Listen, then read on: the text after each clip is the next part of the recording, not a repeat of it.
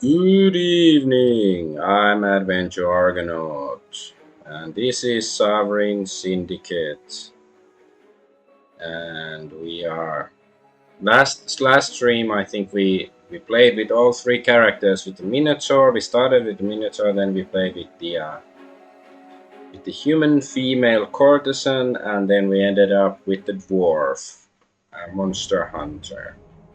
And now we are the dwarf, and I don't actually recall what exactly is our most current quest with him or like what we should be doing, but we'll soon rectify the situation. Um, First, have to see that the streams are working. Everything else is working except Party is still waiting to be started. And also, very interesting lore, but I'm having a shirtless stream because it's quite hot. But of course, since I don't have a camera, you cannot enjoy the view, or rather suffer from it, which is good for you. Anyways, let us load a game. Oh yeah, we were in the orphanage with the dwarf. I think yeah, because there were some gears I picked up. But yeah, nothing else to do here, I guess. So let's see what do our quests like the journal. What does it say? So broken wings. Need some components from Angelina Curio shop on Center Street. Okay, I think that's where the cowman lives.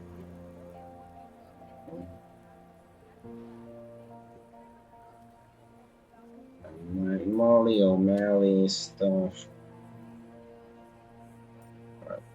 Otto's upgrade. Dante. Alright, and Rat Hunter. So we have to find rats. We have like two different quests with Dante. Alright. Let's go take care of this one first. Center Street. I don't think we've been here with this character yet, anyways. Burned building. Burn, baby, burn. Burning rubble. Sadly, it's always a sight that reminds me of wartime. There's a glimpse of something white amongst the wreckage, but it would require a large amount of strength to shift that beam. I could lift it. That's why you installed my high pressure regulator. I installed that regulator so you could help me with important tasks, not to go rooting around. If I were fully autonomous, I would not need your permission. It's good to have dreams, Otto, but you're not a long way from striking out on your own. Okay, so we can't use. Okay, so we get the same conversation. Okay. So it's sort of teasing me that there might be something valuable there, but nope, you can't get it. Or maybe like when the building stops burning, last chapter or something, then maybe then. Now, what do we have here? Look over the watches on display. Can't say any of these timepieces catch my eye. Also, if I wanted something fancy, I'd talk to Dante, but the machine is interesting in itself. Doesn't seem to be one of Arsenal's, surprisingly. Thought they'd corner the market on automated vending boxes. The lower panel utilizes a grid of wooden rectangles. Did you know these were automatons with wooden components? It's a kinetic tableau. That, my dear Otto, is a kinetic tableau. Mechanical array of wooden squares with toothed spools behind it. Operation cards run through the machine, defining which teeth flip over which wooden squares, and in, in what sequence, therefore displaying words or images. Anyways, the machine is controlled by operation cards. When I press the button corresponding to these watches, spools behind the wooden rectangles flip them to hide or display images or information. I press a button to demonstrate and the machine clicks as the different components spin. Right now the display reads 0.5, which I presume to mean that this particular watch costs half a pound. Okay, so it's not 500 pounds like before. Primitive. This could be your ancestor, Otto. Perhaps you could consider this to be one of your ancestors. This model is a Spoonbacher from Austria, early developer of automatons, mostly in form of vending boxes. They were never very popular in England. In the early days of automation, very few Englishmen were willing to trust a machine with their money. Spoonbacher, buy a watch, sir or madam. Mally O'Malley timepieces are not the only most are not only the most reliable in London, but also the most affordable. Buy a watch. I take a startled step back when the scratchy voice calls out. Of course, the ruddy old thing talks. Might just buy myself a hatchet. That sounds like a static recording, a back cylinder perhaps, and not the voice of a true automaton. I'm sure you're right. I'm sure you're right, Otto, and now I know why it's been painted over the duck, painted over in the Duckhound's colors. One of Molly's side businesses, no doubt she must take a cut for herself while the curio shop owner runs the maintenance. Okay, so we cannot buy any watches, I guess. Oops, we are in the shop. I know I've been here before with other characters. It's a gilded cube. A shimmering cube catches the eye. Wonder what it's for. Oh, that's a brain buggler of some kind. Brought in and sold for a shilling. The poor cove couldn't wait to get rid of it. And he was a vagrant besides. Drank up his profits to be sure. He told me it's some kind of toy or puzzle, but I could never crack it. Okay, another I have such sights to show you Hellraiser reference. Couldn't say exactly why, but it makes me uncomfortable. Yeah, because of Hellraiser. Just you wait. It'll sell one of these days. I wonder if this is actually like a Hellraiser, like a joke or reference. Like the box looks different, but it is still some puzzle box. There's a huge variety of instruments here, some of which I couldn't possibly guess the name of. Never had much of an inclination towards music myself.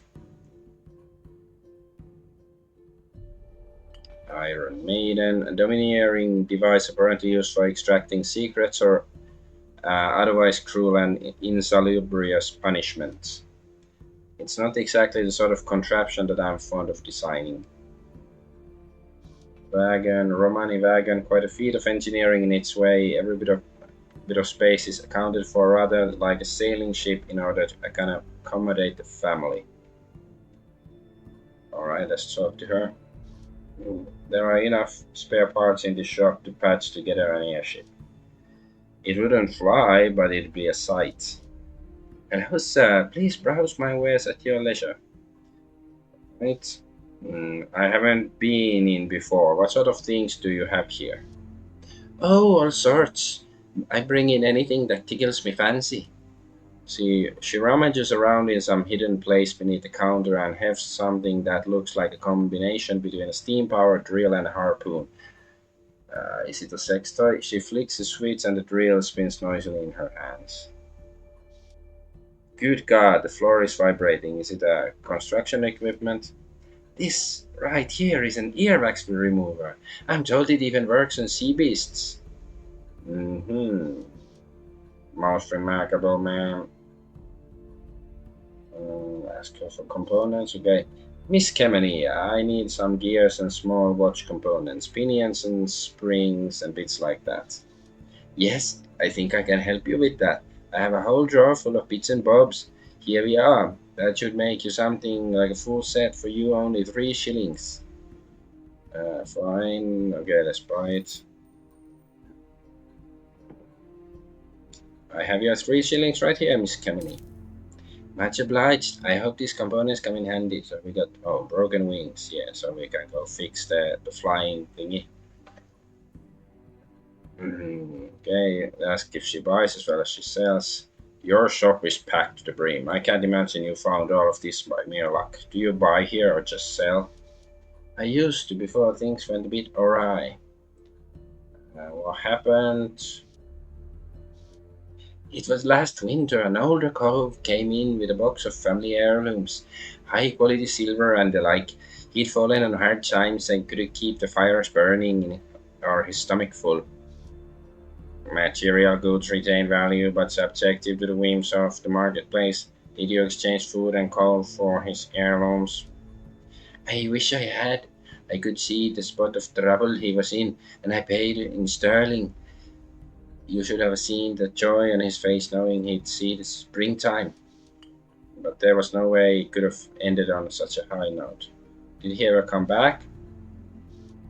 I never saw him again, but some bobby stopped by to ask me if I knew anything about an old man found in the gutter, penniless, bruised, and dead to the elements. Bloody hell! Oh no, -10 hope.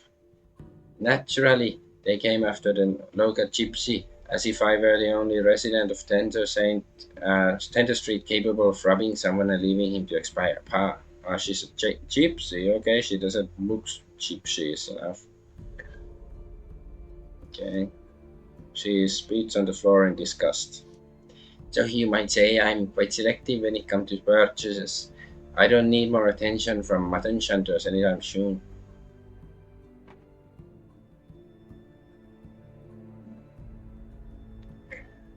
Um, where do you find the antique spoon butter to keep outside the shop? That stupid thing. I didn't find anywhere. A couple of great Bolshe dog hounds plunked the damn thing down one day, and there it is. Bolshe is deliberate, competitive, or uncooperative person. Okay. It belongs to Molly, of course. I don't like it, but I'm not paying to have it moved. And Molly doesn't give you a little something for keeping that out on your stoop. Huh, no. Easier to squeeze a farthing out of a dead rat if you've got a problem with it. I'm not interested. Do you have anything I could install into my good friend here, a spare part, if you will? A spare part, you say? Yes, I think I have something I can provide to your companion for, say, 9 shillings. Oh, it's quite steep, but okay, let's buy it. What else are we gonna use our money on? Except for making Otto into a superior being killbot. Deal, now let's see what you've got on offer for Otto. Right here, this cube should come in handy for replacing any faulty parts inside your friend. I believe you were eyeing it earlier. Okay, it's the Hellraiser cube. I think I'll browse your inventory for now. I'll let you know if I need help with anything. Okay. Let's go back to the workshop. Do a save just for shits and giggles. And go back to the workplace workshop to install some crap.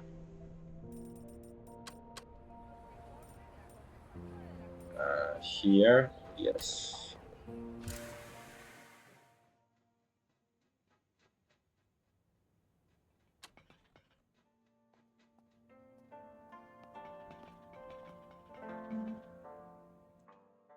Alright, so we have the bird and one spare part for Otto.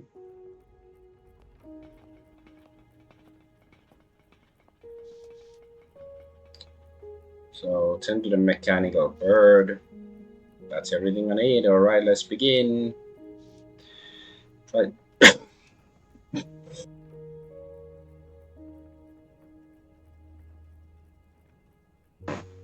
Need some coughing. Try to repair bird without any lubricants. Okay, so I need lubricant. Let's see if I can do it. I can do it. Easy does it. Well, that seems to have gone as planned. Bird looks spanking new. By my lights, I've done it. This little fellow will return to the skies in no time. And what's with this mail in the compartment? My lights, an exclamation of surprise, amazement, or admiration. Bird was carrying a poem addressed to Jessica Lincoln. Love poem. Bully for you, little fellow. I'll see about delivering the poem on your behalf. Come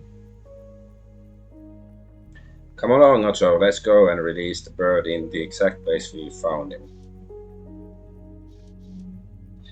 That way, he should at least return to his backup navigation pattern. So we spent all this money to. And I hope the love poem gives us, I don't know, free blowjob or something. Precisely. Now, that he's in top shape. He'll be able to find his way back to the local office of the Royal Mail Service. I guess we are loyal subject of the crown and all that. So they should pay us. Kitty place. Okay, let's fix the Otto's component or like install some crap. So we install the gilded cube. Silly me, I need some gears if I'm to install this onto Otto. Okay. So I need more gears. Well, that sucks. I guess we can probably buy some from Dante.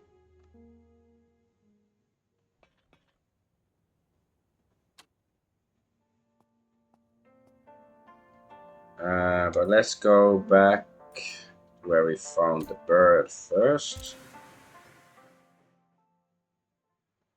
And then try to find the whatever that chick's name was. She was a painter, and well, yeah, I think it was actually with this character that we saw her.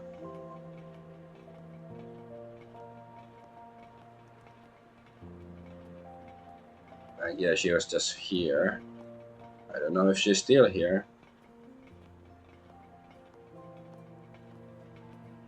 Yes, she is.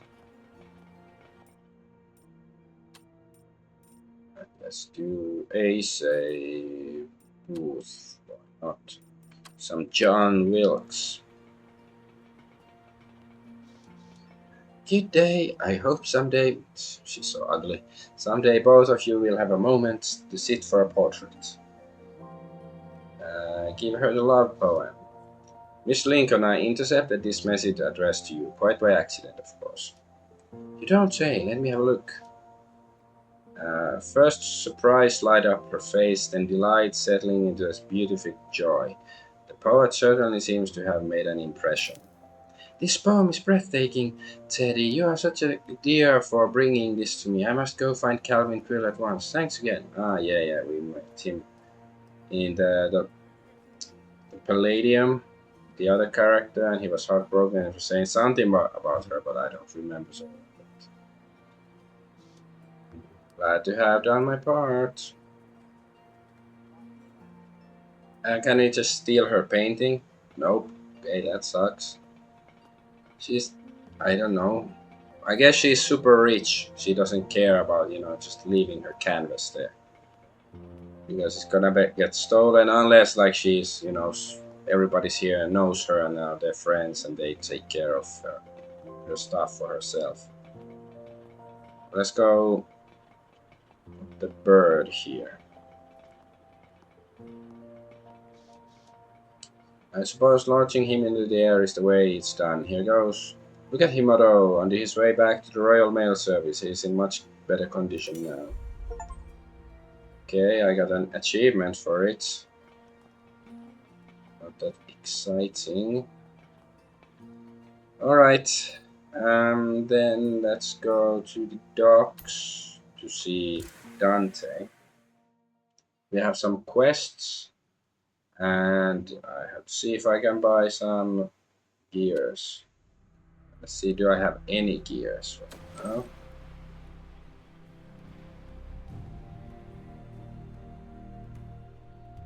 Nope. But I have lots of money, okay. Yeah, because we actually did the job. Oh, there's Dante.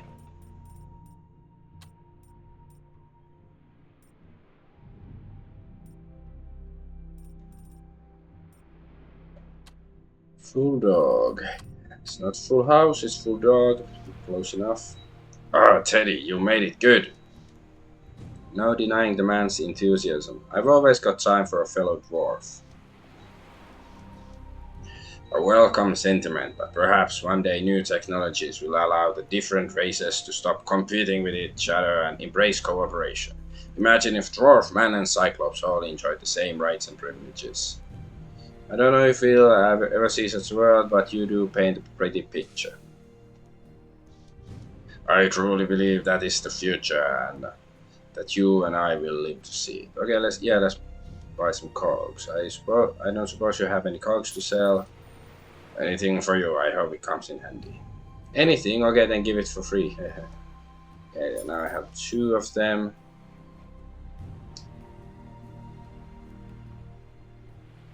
Mentioned the warehouse. You were really talking this place up earlier. Looks like just another warehouse to me. I told you my employer is big. Well, this is just one of Arsenal's work sites. What do they take care of at this particular location? Good question, also. Here at the wharf, we assemble advanced machine components and parts for automatons. I'd offer to show you around, but they're running an inventory at the moment, and I don't want to get underfoot. I already know who Dante has been working for, but I may as well let him gloat a little. He's clearly proud to have risen to his position. So who's the big cheese running this operation? Big cheese, someone important or in charge? Is this big cheese? That sounds like a bit more modern expression. I might be wrong, but it doesn't sound so Victorian. That'd be a Silas Bragg, otherwise known as Lord Braxton. Being the in-the-know engineer that you are, Teddy, you must already have heard of him. I must admit I've heard the name. Arsenal devices are all over town these days. He's a cyclops of some importance, both in industry and polite society. He's an undeniably brilliant inventor, and some days I'd even call him a genius. So he struggles to connect, forgets to sleep, and always misses a button on his boots. Yes. Nonsense, Lord Braxton pays another man to do those things for him. Probably. Also, something about him gives me pause. He's working on a side project, the details of which he keeps jealously guarded. I'm starting to think. Lord Braxton shouldn't keep secrets from his top engineers, not a ripe environment for invention. Well, I won't go into it now. You might as well see for yourself. His dirigible is moored upstairs. We can chat with him straight away, that is, if you're still keen on that upgrade for Otto. A self-propelled lighter than air flying machine. So we can go see him. Let's ask about Steam Wrench first. About that little item we discussed earlier, the Steam Wrench. Oh yes, I didn't forget. Use it in good health. Okay. Discuss augmentation some more. It's all about my pain. The seating in my hip socket has never fit quite right. The pain is unbearable sometimes. Let me take a gander at your harness. Seems like you cinch it up to this notch here. Aye, that's where it's most uncomfortable. Most comfortable. Well, the wee hole is all stretched in it. The strap has to be replaced. I'd suggest with a wider band and a double notch for less wear. You've got a good eye. I'll have to get to that sometime. Mind you, don't overdo it. On the pain medicine, I've seen many a good dwarf fall down that hole. I know it, my friend. It's good advice anyway. You all good then? Okay, something I want to chat about. Alright, we got that done with. I sort of... there's something I need to take care of down there, but I'll come back just as quick as I can. Yeah. No trouble, Teddy. You know where to find me. Yeah, I feel like I should do something else first. This might be like a, bigger quest or something. So miss at the tavern. Is the tavern over here? Discarded parts, yes. Autos upgrade, yes. Rat hunter, don't have any rats yet. Okay, yeah, distillery. I should head to the pump house, make a few tweaks to the distillery. Let's first go back home again, and now I should have the cogs to upgrade Otto. Then go to the pump house to do the tweaks and stuff.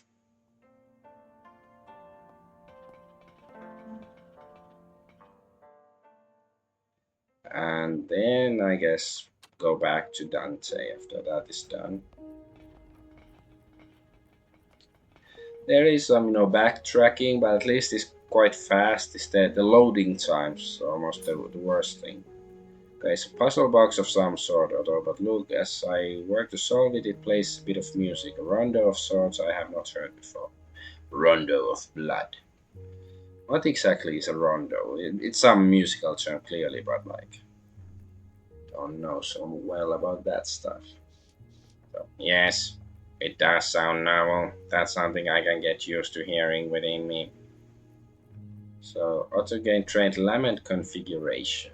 Alright, although I've devised a mechanism that will allow you to solve this puzzle in your own time. Something important and enchanting lies within. Okay. Such sights to show you. I'll be sure to keep that in mind. I have such sights to show you.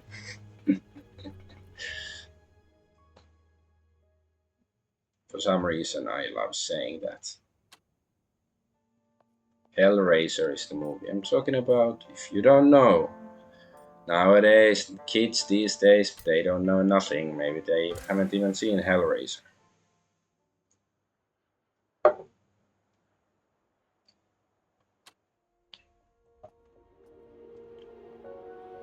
Dante's shop is still closed. Well, he's of course in the wharf. Wharf bridge to Lieutenant Wharf. Try of crusty old socks, nothing more. Let's just go down. Back to the sewers. I wonder if we can get some rats here in the sewers and then go sell them for money. Because tourists are money. Let's see if I can go get that. Okay, we're close to the pump house. Let's take care of this bit first. Use the wrench.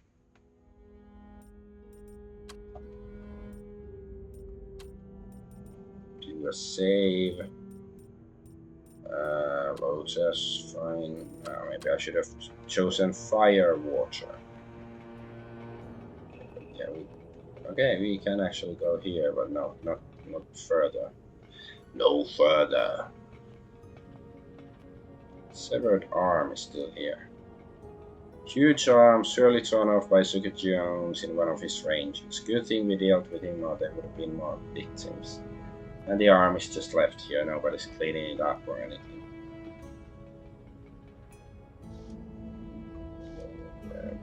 Blah blah, but this one is the one we need wrench for. If I stop this apparatus from drawing steam, the tenements will get their heat back. Of course, if I leave it like that, any old busybody can switch it back over to the distillery. A meddling or prying person. It is disgusting what that gangster thinks she can get away with. Time somebody gave her a black eye. Got a lot invested in my business relations with Molly. Shit after sending me contracts for the monster. For one monster or another, it's almost certain she'll know I was responsible.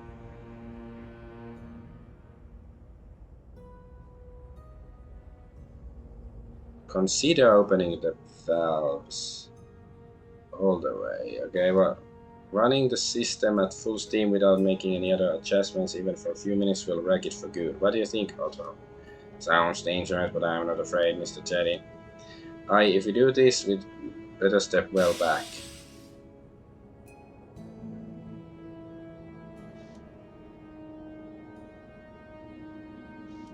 Sure.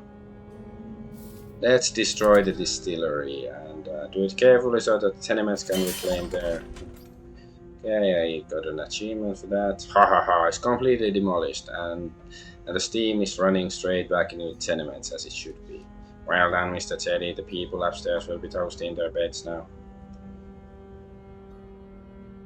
Um, Thanks, Otto. That's why I keep you around. You help me see the bigger picture. Alright, we are a freaking hero. What? Oh, thank God it's you, Mr. Redgrave. I heard some thumping and banging back here and I feared the worst. It's always seemed to get down here. Glad to put you at ease. There was something I'd forgotten to do in the pump house, but it's all taken care of now. Alright, good day to you then. Good day, sir.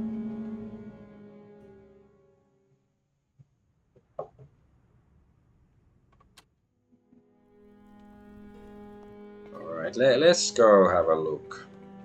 If you can find a rat or something.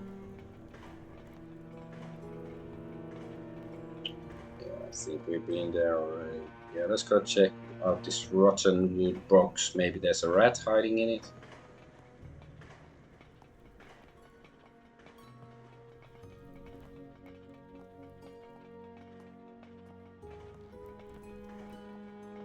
Corpse. Ooh. Is that pile of wood squeaking? Tiny black nose twitches at me from this pile of scrap of wood. Ha ha ha. Look at this little scrap. I think he wants to play. If ever a rat needed rescuing, this is it. Sedate and capture the rat. Okay. Come to Teddy, little fella. Nice. And what's this corpse?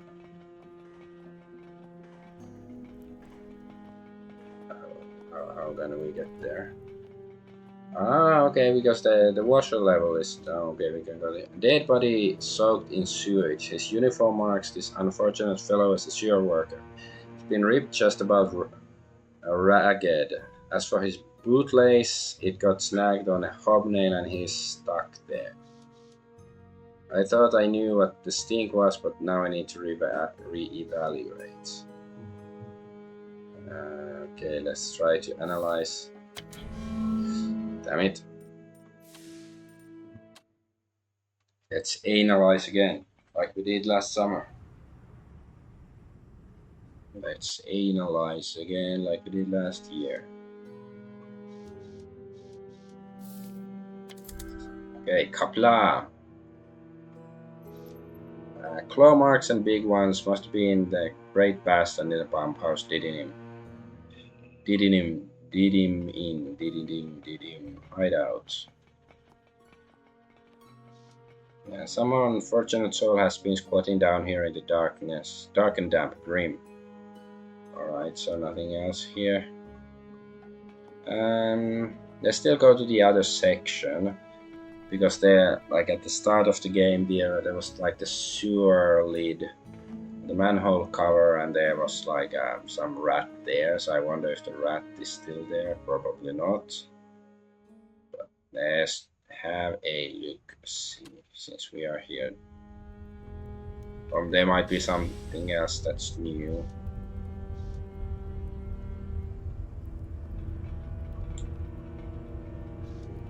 Something I missed.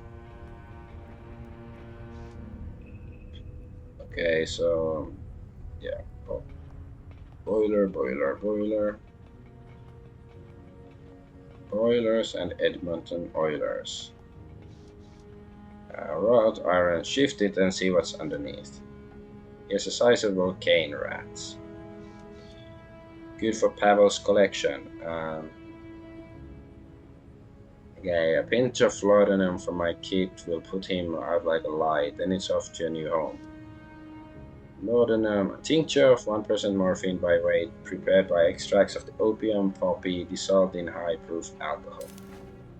Strange to think of this wee beastie going on to a life of comfort, and not the grave like all my other contracts.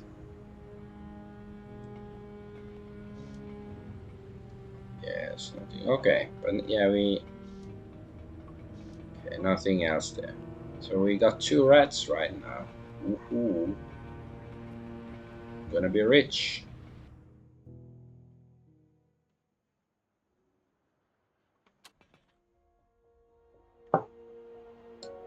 Then let's go sell them right away. Surrey Square, Pebbles, Pinfold is there.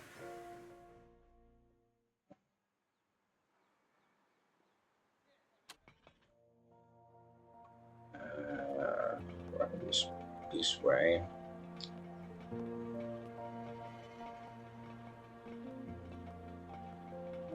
All right.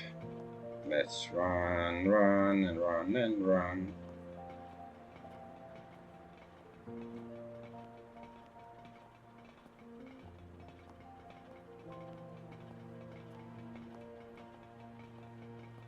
La la la la la la la la la la la la la la.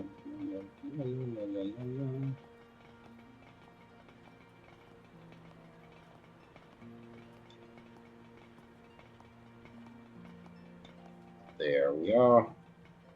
Or rather, here we are. Wherever you go, there you are. Wisdom for the ages.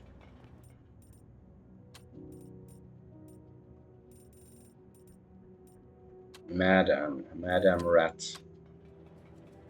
Pavel Gerard. Welcome back, Teddy. Got any furry packages for me? Aye, there you are. I hope they bring you much chin.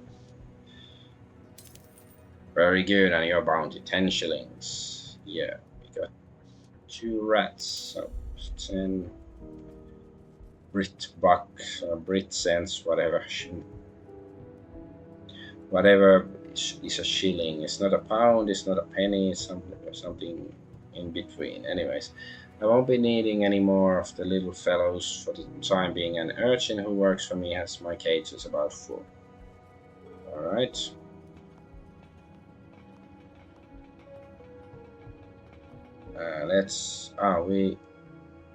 We only have 2 quests right now. Is that really it?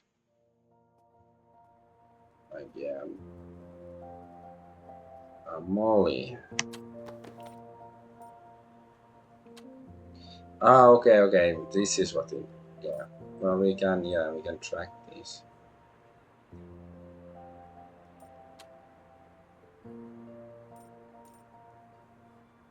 Okay.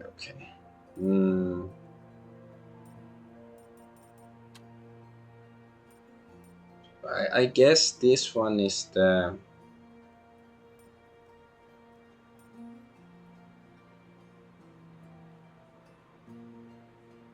Like this is probably like the main quest for the story and stuff. Let's go to the docks. Gonna buy a couple of gears. The tavern is because there was some bar here. Is it this one? Yeah, tavern. Navy officer. Have I talked to him with this character yet? Probably haven't. It's whiny. Less wine and. Hello, Sir Dwarf. I don't believe we met. My name's Forrester, Lieutenant in Her Majesty's Royal Navy. Retired lieutenant by the looks of him. If I'm not careful, he might try to regale me with tales of the sea. It's a pleasure to meet you, Lieutenant. I'll return when I have more time to spare. Okay, good. See that you do. I always enjoy spinning a yarn or two with passing travelers. I knew it. Yeah, let's go talk to Ziegler then. Let's purchase a couple of cogs. Alright, Otto's upgrade. What about the upgrade for Otto you mentioned? Yes, of course. We are calling it the Determination Core. I collaborated on the design, but the bulk of the credit goes to Lord Braxton. It was his idea after all. The product itself is ready and waiting just upstairs. Okay, let's head to the airship. Sounds like, some surveillance device or something. Or like, it's gonna take over Otto and murder us in our sleep. Ready to meet the Lord.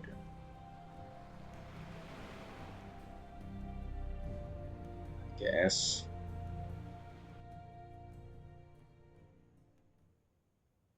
Revolutionary feats of engineering and shameless displays of wealth, a common sight in London, yet rarely does one come across that which combines technological prowess and financial abundance. Entered Silas's airship, its gilded frame and sheer size literally and figuratively casting a deep shadow over its city slums and wealthy districts. Shafts of sunlight filter through the windows that wrap around each of the airship's rooms, bathing them and their occupants in warm glow. Pipes and polished wooden floors rumble to the spinning of the airship's propellers. You feel like you're standing within a slice of the future. The future, Conan. Let's do another save. Future, Conan.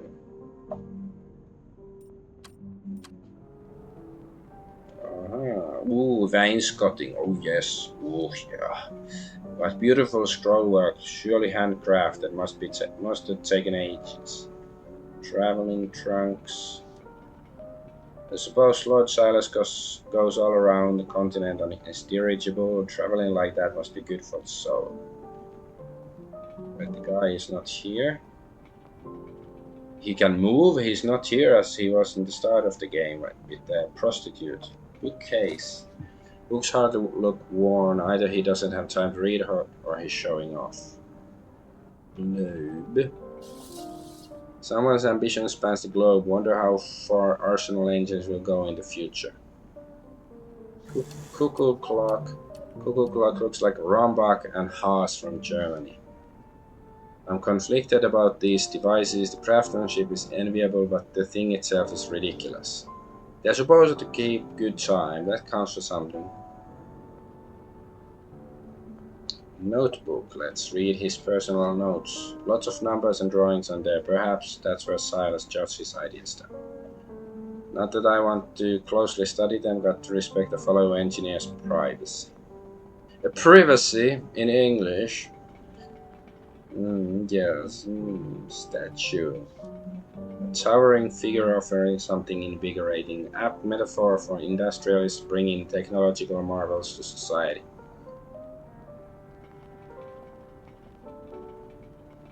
Couches.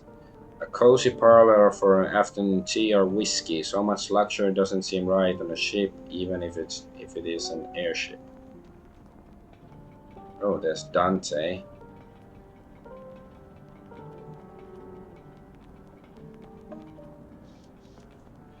Many of the more advanced components that allow this dirigible to fly and maneuver were also made by Arsenal. Is that so? Yes, this organization is the future of the Empire. I believe that all the way down to my bones. You'll see what I mean once you had the chance to meet Silas. Ooh, here he comes now. This fellow certainly has Dante's loyalty also now. Mr. Bragg, hello. So glad you found the time to meet with us. This is the capable inventor, Teddy Redgrave, and his personal automaton, Otto. Mr. Redgrave, Otto, pleased to make your acquaintance. As we were discussing the other day, I think Otto would make the perfect test case for what speech interfacing technology we've been working on. My speech patterns are very advantageous. Did he mean advanced? Seems like there's still room for improvement. My, what a precious little machine. Don't worry, Otto, any changes we make will be for the better, I promise. Now, Mr. Redgrave, according to Mr. Ziegler, Otto is entirely your design. Is that correct? Yes, my Otto is my creation and mine alone, but you understand he's more of a friend to me than a servant. Marvelous. I feel the exact same way about certain of my own projects. Mr. Redgrave really is one of a kind, sir. I place my faith in him 100%. I wonder, Mr. Redgrave, if you know anything about Arsenal's history. Arsenal engine is more than a money making machine. Any simpleton can manage that. My aim is technology for the masses, the small, the ignorant, the indigent. I wish to make the same miracles possible for them as for millionaires like myself. He must want to be known for another motivation besides the typical greed of a business magnate. If I don't chase this greatest of dreams, then some less charitable tycoon will take the lead. Possibly a plutocrat with too much stake in petroleum fuel engines. Bloody ghastly that stuff is. A wealthy person with power, like this guy. Um, Ask about his carriage. Sir, I see that you suffer from a paucity of operational limbs, which, much like myself, is that carriage your own design. Scarcity or shortage? It is. I was quite proud of it at the time, but I fear I settled for too little. That is an error of judgment I do not allow myself anymore. I am designing a mechanical leg similar to your own. Well, no, that's not precisely correct. He's speaking of an uninterrupted neural feedback loop. That's right, Dante. It won't simply convey me about my errands, but transmit the same nerve impulses as an actual leg, foot, and toes. The bold industrialist gives my own enhancements the old once over. Your own prosthetics are quite clever, obviously better than something one could pick up in the hobby shop. But the ones I'm working on will surpass the function of natural limbs. Stand up for yourself and your mechanical enhancements. Yeah, I'm brutal. Did I hear you correctly, sir? Did you just compare this leg of mine to a Gugo one could find in a tinker shop? A trinket or cheap toy. I'll have you know, I've stood on this very leg to face such horrors as to make a stoic wet his breeks. Can you say the same about that little toy engine? Trousers. Insulting the very conveyance which compensates for his ability was perhaps not the wisest move. Come now, Teddy, you can't. I can answer for myself, thank you, Dante. It's natural for two men of intellect like ourselves to compete. Perhaps not only natural but desirable. But the miraculous device of which I speak are yet to come. Devices of which I speak are yet to come. While your handsome invention is already serving its owner by your account quite admirably, for that reason I do not hesitate to concede the argument. Okay, question what he hopes to achieve. Catering your best technology to the poor. The idea has merit, but I wonder if it's achievable. Nothing could be simpler, my good fellow, or at least it's simple for a company operating at Arsenal's level. I shall establish a few key items that every man can use. Better clear the earwax, old Teddy. You'll want to hear this. Example, a self-renewing light source. A small powered car for moving heavy items or carrying goods to market, things like that. I subsidize the initial production cost to sell these things at prices which simply cannot be refused. Make him an offer he don't refuse, thereby undercutting the competition.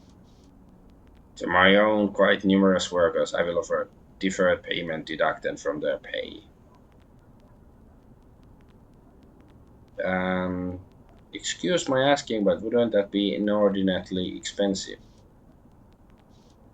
I don't wish to sound like a braggart, but it would be a little more than a line item for me. Alongside the introduction of these few mechanical assistants for the common man, automation means more efficiency in my factories and more productivity for the individual worker. But the honest laborers would have to adapt. It's a good point, Dante, but we would help them do so because of what we'll save on overall efficiency. We can increase pay across the board, winning higher wages. Our workers will then be able to purchase even more of our life enhancing technology. Sounds sort of evil. What if other companies are wise enough to catch on and start to mimic Arsenal? Then all the better competition is healthy in cases like this.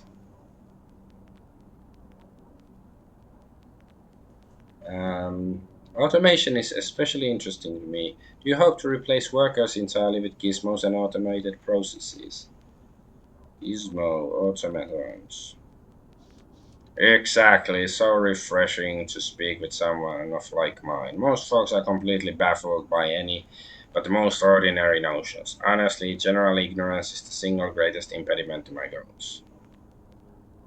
Okay, I don't have iconoclast or anything. Changes the topic. Fascinating. There's something else I wanted to ask you.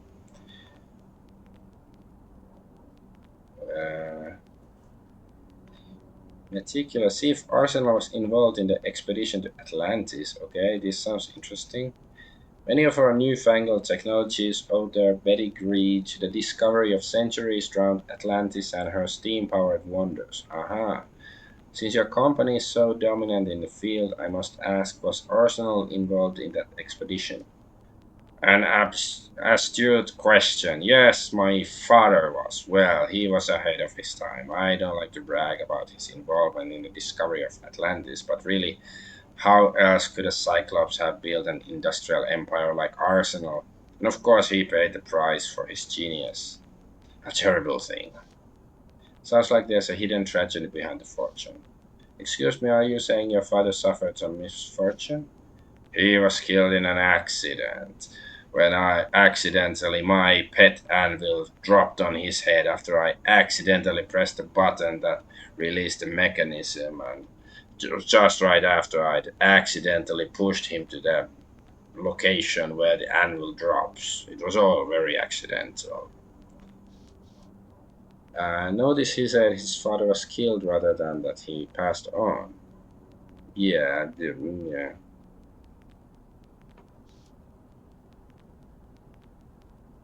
Tragedy is sometimes a crucible that makes it war for a Cyclops. I hope you feel the same, Mr. Bragg. Hey, success. Uh, I know my father would wish it so. I understand that I hadn't planned on discussing my past. I need no man's pity. But very well, he and my mother were murdered by a shadow skulking coward. Someone rigged their carriage with an explosive. I lost my legs in the same incident. Anyone would feel a deep emptiness after that. Could his grandstanding and achievements be his way of filling the void? So he's sort of like Batman or Bruce Wayne, but I wonder if he's has a like secret identity. My father was assassinated, you understand. The paper said it was industrial espionage, a jealous competitor. I saw he was killed because he was a cyclops who had risen to above his station, above what society deemed acceptable. Yeah, well, I agree. The cyclops are quite ugly. They shouldn't rise too high in society. He wasn't simply a genius inventor and industrialist, but a philanthropist as well. And for what I've heard, a man who wished to better the lives of others, not only of his own kind. He wished equality for all the species, as do I, and he staked his life on his dearly held beliefs, as have I. But London was not yet ready for a Cyclops to succeed at my father's level, especially one who strove to uplift the entire species. See, there is no equality. No equality for these freaks. Losing Richard Bragg was a blow to society itself.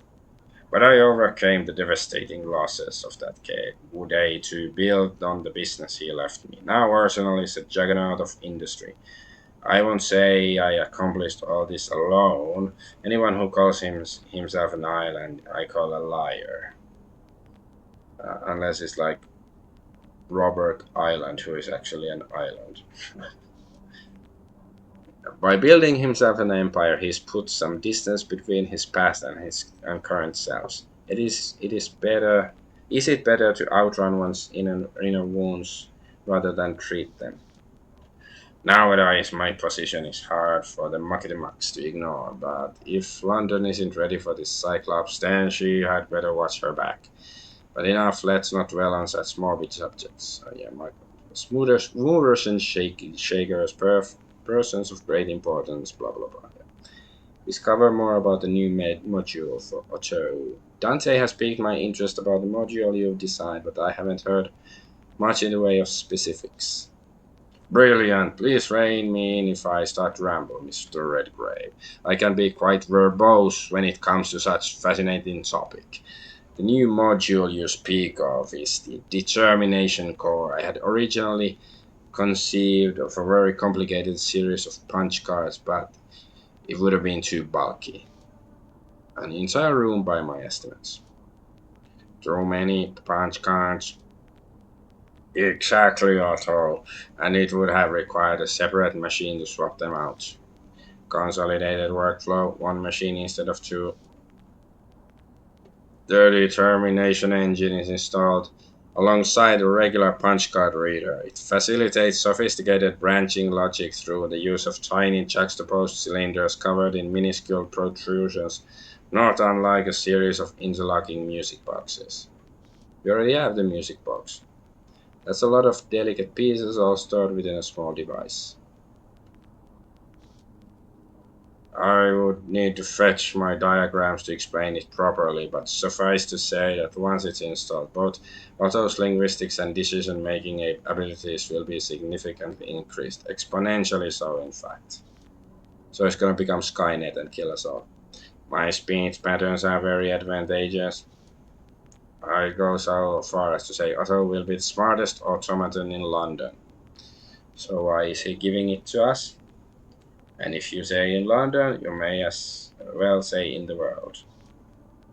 Seeing is believing, I'll reserve judgment for now. In the world, yes, that is positive. Is the new module safe? The level of self awareness is amazing for one man, one dwarf project, but yes, my brass friend, it is perfectly safe. There's no back doors where I can slide through and whoo you or anything creepy like that. Get to the business of acquiring the upgrade. With all due respect, Mr. Bragg, the sooner the money changes hands, the sooner I can get to tinkering and Otto can start employing his new faculties. I like new faculties. Indeed, I won't bother you with the actual cost involved with the determination engine's creation. I have no wish to make you dizzy, haha.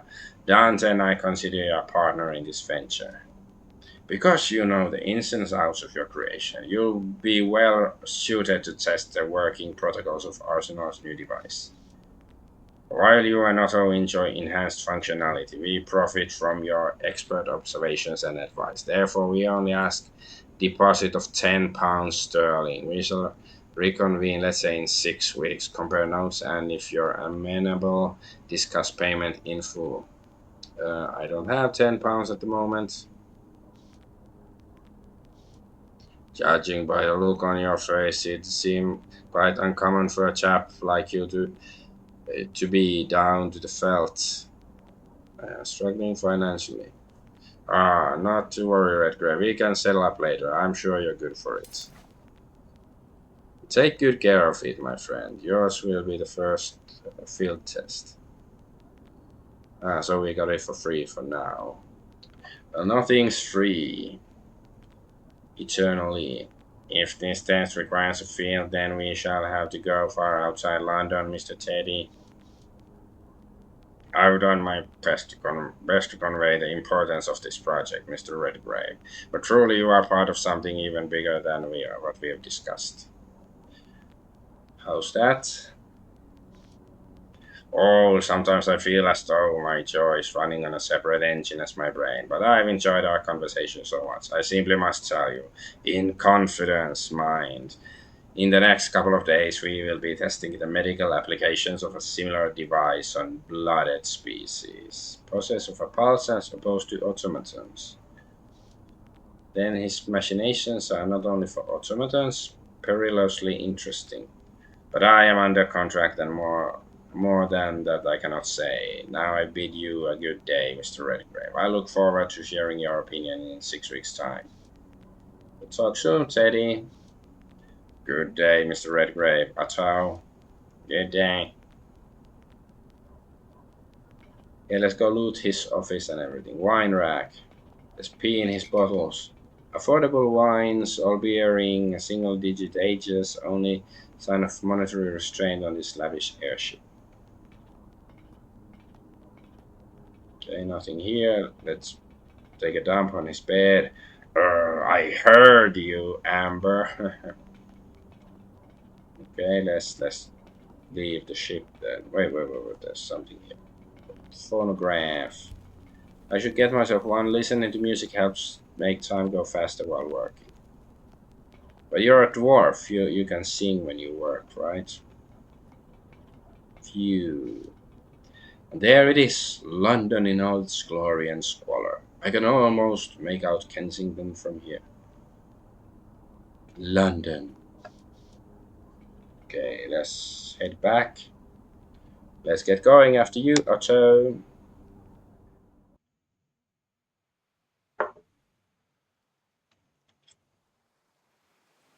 Ah, loaded already. Okay, then wait.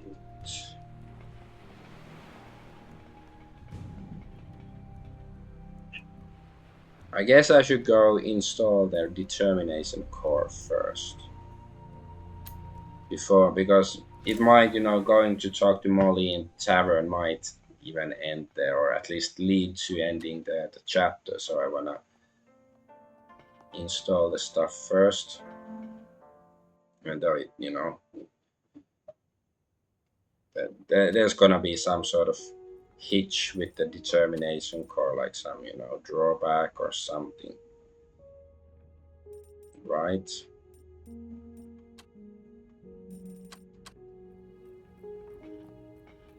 But curiosity killed the cats, and I'm a dwarf, so I become a cat and die. Ah, well, so wait, is it? It says install the determination core. I should head home and get Otto mounted the hooks in the center of my work, so that way I can open his back casing and install new. So, oh, okay, I have to use special device. I need to raise Otto up on the hooks to install the determination core. Might take me a while. I should probably tend to any other task before getting started. Aha. So this actually might end this chapter. So it's this thing. So is it like you have to do it, maybe? All right. Then let's get back to the tavern at the docks, see if Molly is there. Or if the tavern is still closed, and then I'm just wasting time. That's silly, but let's see. Okay, we can at least go there. Crimson Herring Tavern is the den of the duckhounds, where seaworthy souls and landlubbers alike can toast to a life of crime or anything less devious. The windows are so grimy that no matter the time of day, the only light source is the lamps, each running the risk of being smashed in a bar fight and illuminating the establishment in a much brighter blaze. Drinking, gambling, rat baiting, if that doesn't scream sporting gent, you don't know what does. The betting counter opens in the afternoon and the bar even earlier. Only on occasion and always after midnight, illegal but tolerated pit fights occur in the basement. Budgie Babcock will take your bets at the counter where anything imaginable from bachelor's choice of whom to marry to the number of stray dogs crossing the Surrey Square over an afternoon to how many vagrants can expire in the night can be wagered upon. So it's Kageguru school. Mounted heads. Is the doggy? Ugh. Who considers hounds a trophy might as well mount the snarling faces of vicious rabbits. The rabbits, they're dangerous. Oh, there's Molly. Okay. Molly O'Malley. Alright, let's go talk to the bartender first. Gee, that is a good bootleg. I mean, I'm not drinking a job. You are. Anyway, what can I get you? I pour me a cigar. Small measure of alcohol. Ooh, we got some added trait drunk. Okay, this is cool. What did they brew this thing as? Sure, this smell is so bloody pungent. It reminds me of a job. That one time I covered myself in Yeti piss to bait a monster, but at least then I was getting paid to do it. Better not order from this tavern again.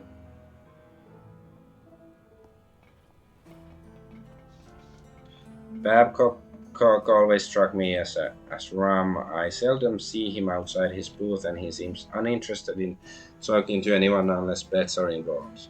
How's the bookkeeping going? Anything else you do to kill time? What? You see, I'm Molly's oddsman as well as her accountant. Referee for gambling event. Now then, a couple of events at the Epsom Downs today. You wanna bet? Only if you tell me what's being betted on.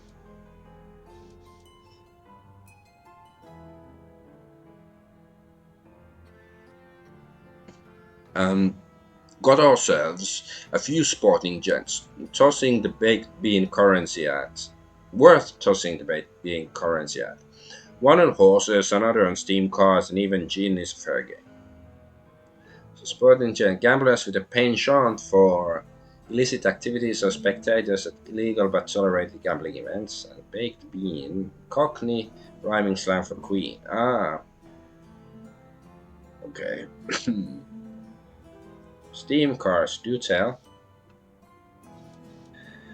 Uh, those became in vogue only a few months ago. Tinkering types are especially drawn to such occasions. Same thing with horses. 5 cars you can choose from. These include Goliath, Revolution, Hermes, Endeavor, and the Zephyr. Yeah, let's do some saves coming. How about 8 shillings? Right. So which car will you bet on? Endeavor. Alright then, feel free to come back later, see if your bet paid off in spades. Okay, let's see if we go. Come and go back. Look, coughing my lungs out. Still.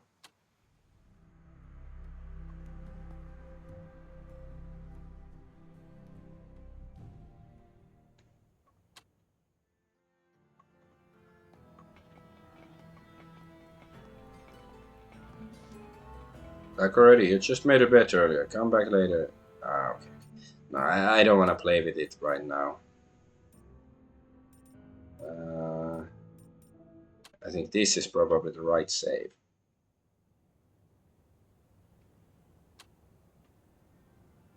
Nope. Whatever, let's talk with this guy again. Okay, now we talk to this guy. No, alright. Let's just crank call. This is the save in the inn, right? Or the tavern.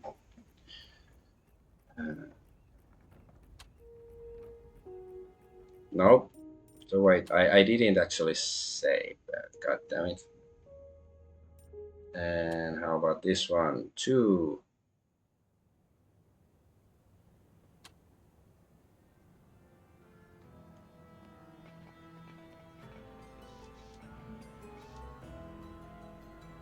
How about this? No.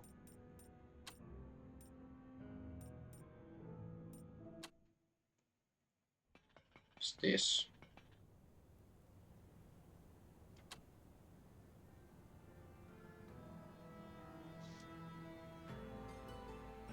Fine. Okay, I made a fucking bet. You're gonna lose all the money. Grr, beat the dog. How do you do? Grr, easy boy.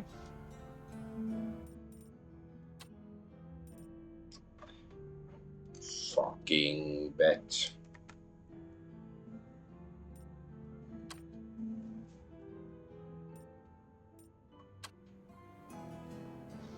No, gonna talk to her.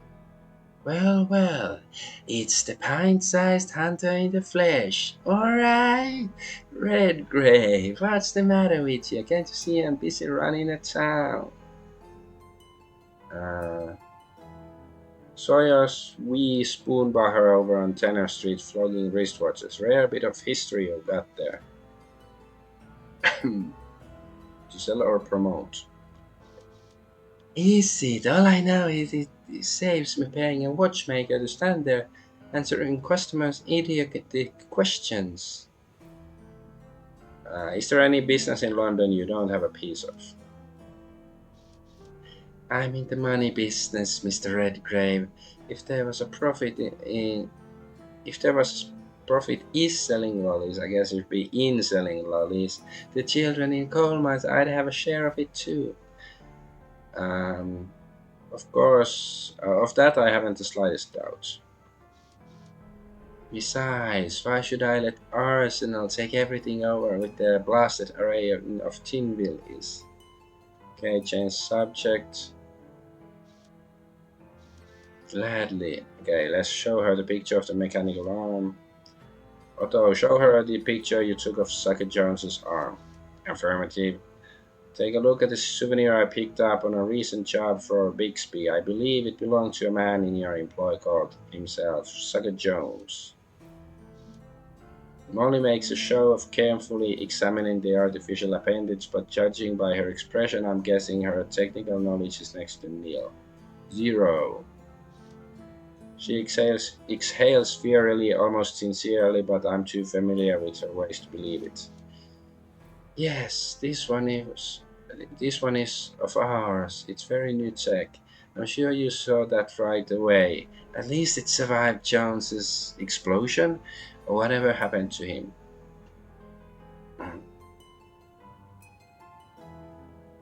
Well, I have a few questions.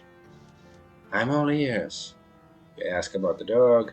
I meant to ask, is that one of those fighting dogs? That he is. Name's Hercules, in fact. You should really see him in action sometime. Hercules is a fitting name for a dog of his size and apparent brawn. Got him in a couple of years back at a Demon Dog Show. I love Demon Dog Show. Great for a small wager or simply to watch a Rhodesian hellhound breathe fire. In Greek mythology, the hellhound is a dog-like beast that guards the underworld, sometimes capable of spitting fire, and often an omen of death. It's a bloody good time when I saw Hercules. He was making his way through the obstacles without missing a beat. A bunch of muckety mucks were there, including Silas Bragg. He's a fan of these rare beauties too. Oh, Braxton and Molly at the same event. No question about it now. They must be doing business together. It's a fine thing to watch. A beast who obeys their master without hesitation, unlike a lot of folks who work for yours truly. I know the feeling. Too many times I've been walked out on by a gun-shy contractor I had hired onto a hunting job. Gun-shy, nervous, apprehensive. In your business, Redgrave, I can't say I blame you. In the road, I spoke to the dog owner. Son of a bloody cane rat wouldn't give him away. Sentimental attachment, he said. I have a feeling this is where good old Mr. Betteredge enters the tale. So I had Jemmy show him a whole new perspective, so to speak. One that looks up the daisies from 6 feet under. Now the dog's mine. What is he trained for exactly? Killing, of course, other dogs mostly, although he's rather poor at rat baiting. Might be able to train him to breathe fire too. Yeah, so it's the rat, whatever game. A fire breathing dog like London doesn't have enough monsters. Based on her story, I'm not convinced that the dog is the monster here. Uh,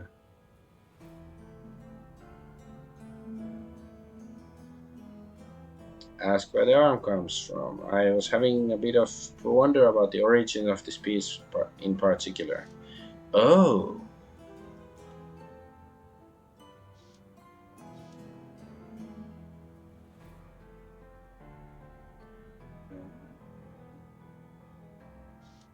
this is a highly advanced piece of machinery. Most of the components are custom tooled and I don't even recognize the alloy being used.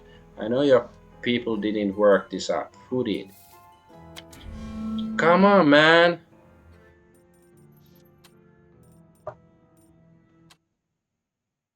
It's fucking 81%. I still fail.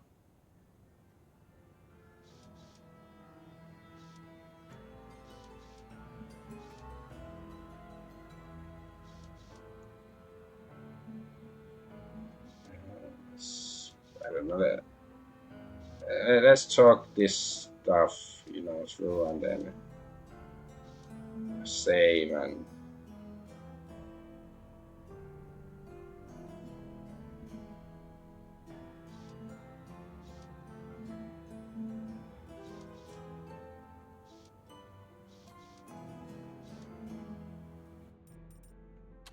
Oh no, not load, save. Doggo, hey, that's a good save.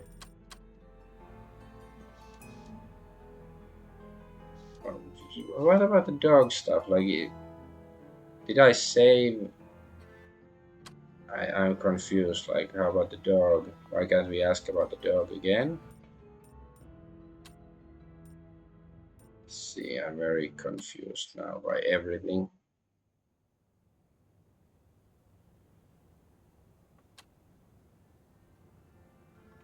I guess I asked about it.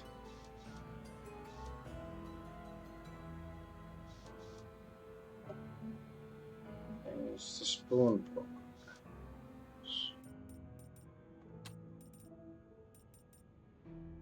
I don't know, but let's load this game and.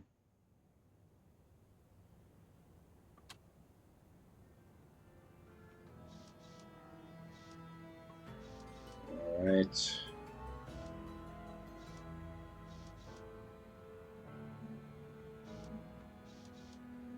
Okay. Yes, now I can ask about the dog. Okay, okay. Alright.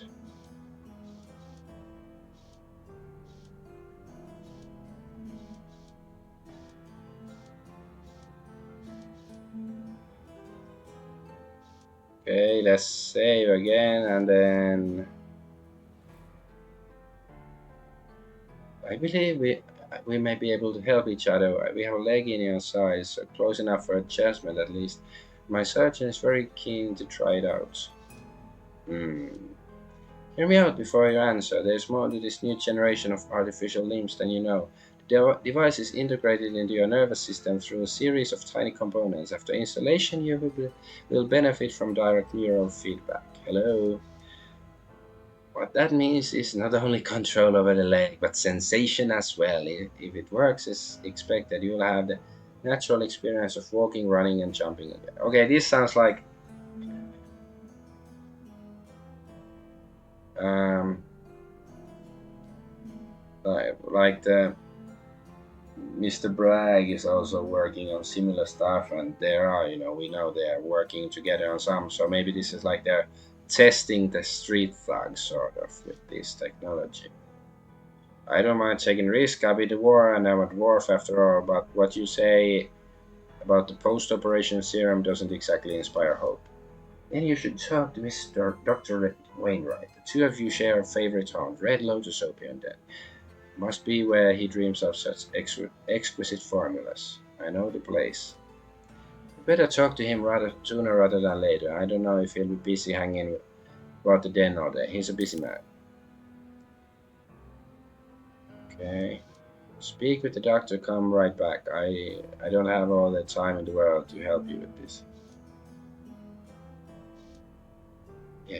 Okay. Then let's try to save on this one again. And I want to ask. No, fuck. See.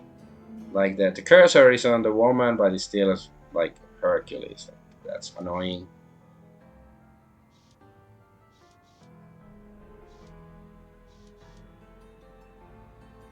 Fuck. Fucking piece of garbage game. Can't I just talk what I wanna talk what I wanna talk about? That fucking forced me to go to the fucking doctor. I'm gonna. Okay, what the fuck is going on here? That doesn't. Let's see.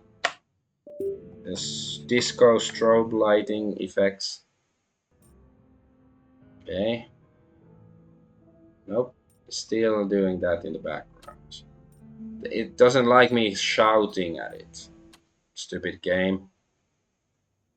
It's fucking annoying. Like, okay, I'm gonna make a judgment because I played three games that are quite similar, like mechanics wise. Like, I've streamed and played these three. There's the Game Deck, Disco Elysium, and this one. And simply due to the fact that, well, I also like, for other reasons, I prefer Game Deck, but it doesn't have this saves coming bullshit that these other two games have. And it's like, of course, I will save scum. Like if there are die rolls that I can re-roll, of course I will do that.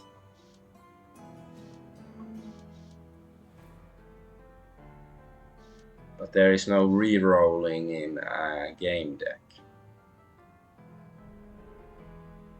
Okay, let's ask about the arm then. Ingenuity.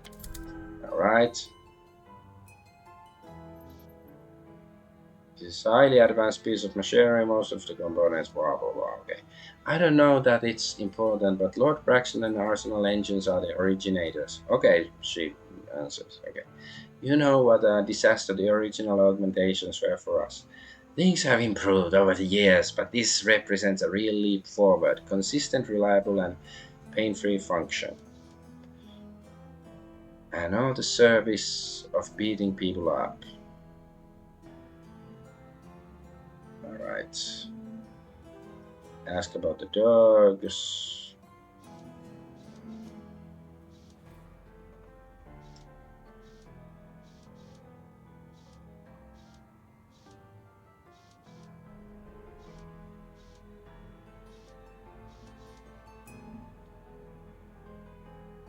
Okay, Socket Jones told Otto something about a serum he was using. Miss O'Malley, Mr. Jones said that your organization supplied him with a serum to counteract an infection brought on by his augmentation. The serum seemed to have several unfortunate side effects. Yes, including uncontrolled cellular growth, wild mutations, and madness. She shakes her head as if musing upon the foibles of an unruly child. Honestly, they may look rough and tough, but these duckhounds need more minding than a gaggle of toddlers. Just look at what Jones did to himself. How do you mean did to himself? You installed the augmentation and you supplied the medicine to help him along, yes? Firstly, the installation wasn't the issue with Mr. Jones. Yes, he was supplied with an experimental serum to control a raging infection on his shoulder. Why should it be infected? That's one problem I've never had. It has to do with the joining of at the socket. You'd have to speak with our surgeon to get the details. Go on. But the serum has other beneficial effects as well. Aha. While it controlled the infection, it also boosted Jones's strength and stamina and his speed. It appears he became dependent on this boost to his well-being and overindulged. That addiction was the root of all his problems, including his altered mental state.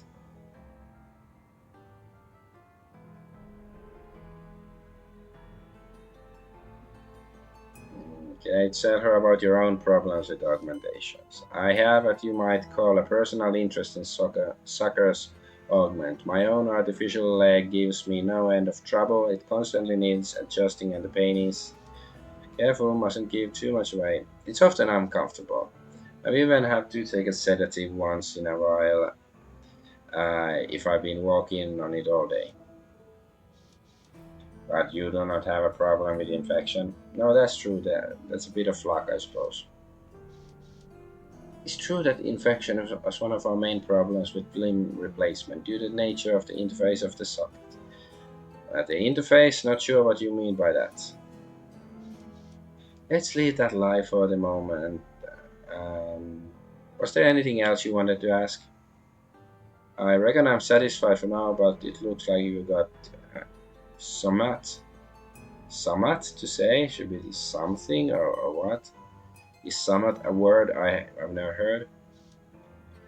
Yeah, okay, now she's offering the leg stuff. Uh, yeah, sucker's madness. I think I didn't say that. But what about sucker's madness? I'm not keen to lose my bleeding mind. Less of the drama, please. It doesn't suit you. Ask for more information. I don't mind taking risk. I've been, yeah. I've said this. So talk to Dr. Wainwright. So red loyal to talk to him sooner than later.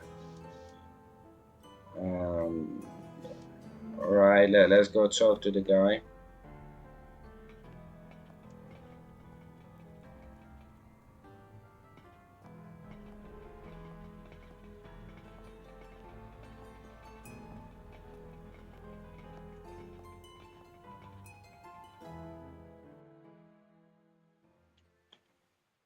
So I guess let's go. I don't really think it's a good idea to install the augmentation. It's gonna turn me into a mutant or something. But at least we can ask.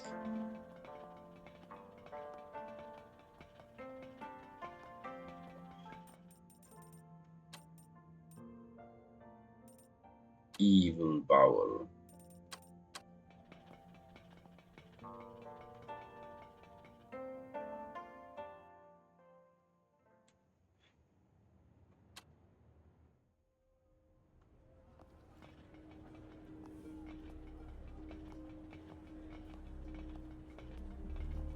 Intra opium dam, I guess. We can just go.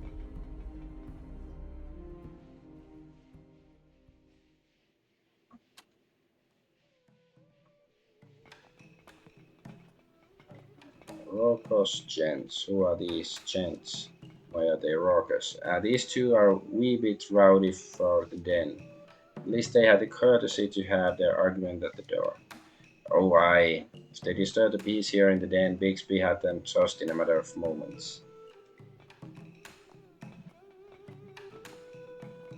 Okay, that's the. Can we take the fan? No, we can't. Why not? Flask of laudanum. Laudanum great for sedating riding beasts and preparing patients for surgery. Helped me greatly while having implants installed in my person.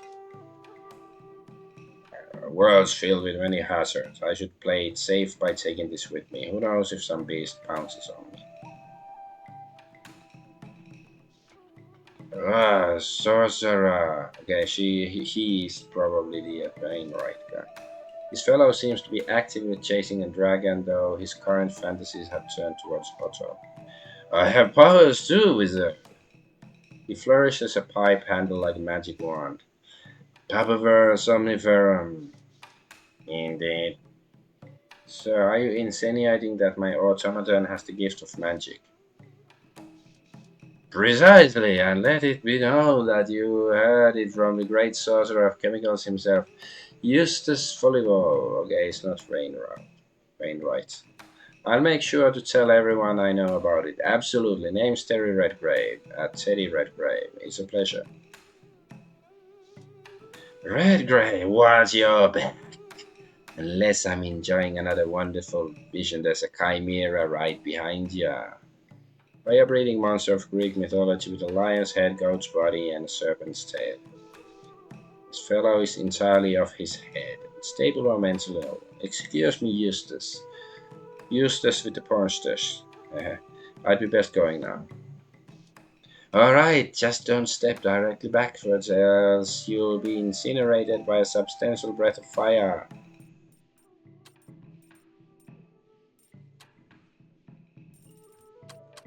So where is that guy?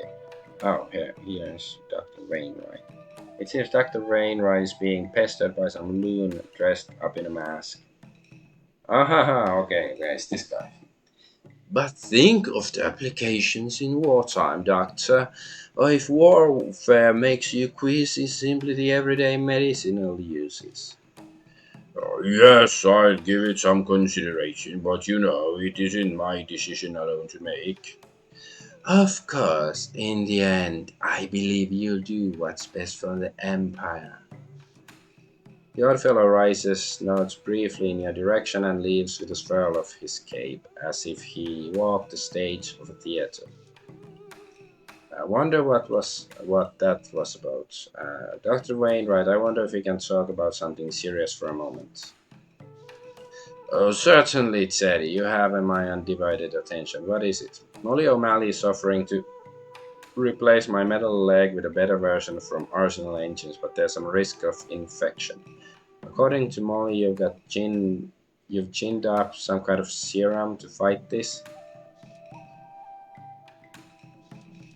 Oh, if by ginned up you mean developed through painstaking research and testing, then yes. Now, what do you want to know?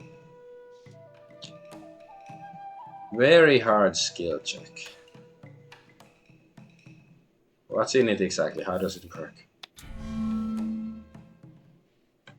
Okay, this is a challenge. Let's see if I can save Scott my 11% chance.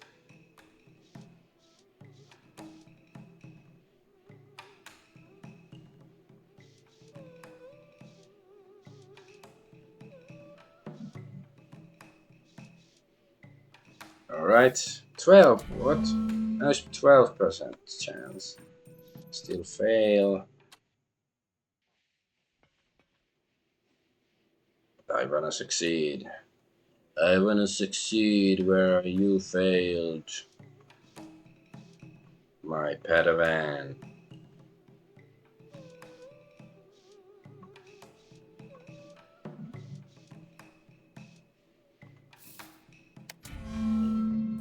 Come on, man. I just want to succeed. I just want to. It's like, it's more than 10%. If it was like 5%, then it wouldn't be worth the effort. But now it's like, it's a challenge. Challenge of patience.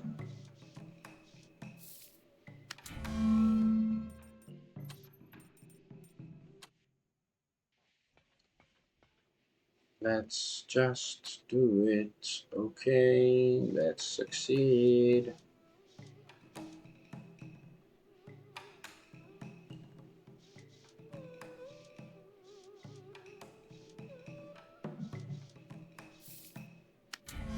Fail.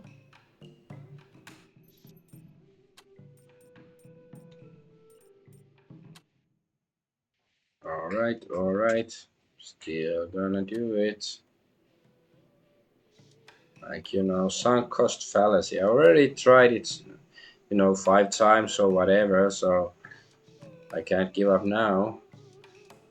Otherwise, it's been a waste of time.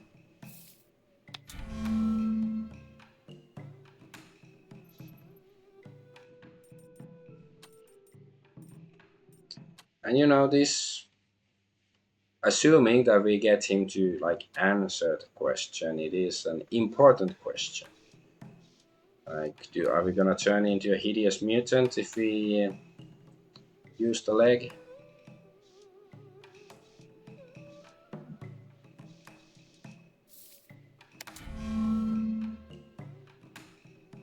Fool. Fly, you fools.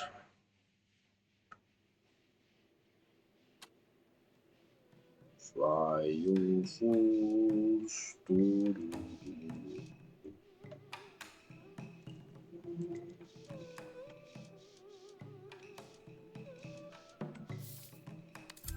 Finally! Okay, didn't take that long. So what's in it? How does it work? In the curative sense, the serum rapidly increases the production of red blood cells to repair damaged tissue and bones, deadens or interrupts pain signals from the nervous system, and prevents white blood cells from attacking our inorganic implants. That sounds like a miracle, alright? It sounds wrong to me. The side effects include superhuman strength and speed, which in a tainted batch of serum could become uncontrolled. As for what's in it, I'm surprised Molly didn't mention it. Werewolf blood is the magic elixir that makes it all possible. We've synthesized their exceptional healing abilities almost perfectly.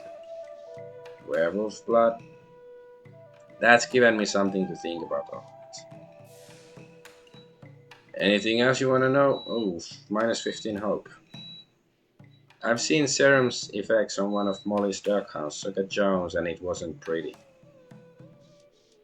I heard about the case of Mr. Jones. He was an inveterate gin bibber, and often in opium days. Hardly an adequate candidate for the serum. Additionally, he was never a patient of mine. It would seem that someone has leaked my research and tainted bootlegged version made it its way into Jones's possession. But what you've got now is safe, for me, I mean. It's as safe as my considerable skill is able to make it. Any type of surgery carries risk, but I assure you in your case it will be much less dangerous than, say, the original amputation. I don't know if this decision is getting easier or harder. Is there anything else, or can I relight my pipe now? I suppose we are done. Thank you, Dotson. Oh, you could also talk to one of our subjects if it would set your mind at rest. Any dog hunt with an artificial arm or leg should do, I think. Okay, there's the one in Sorry Square. What? Yes, here's a bloke who's taking full advantage of the Red Lotus's wares.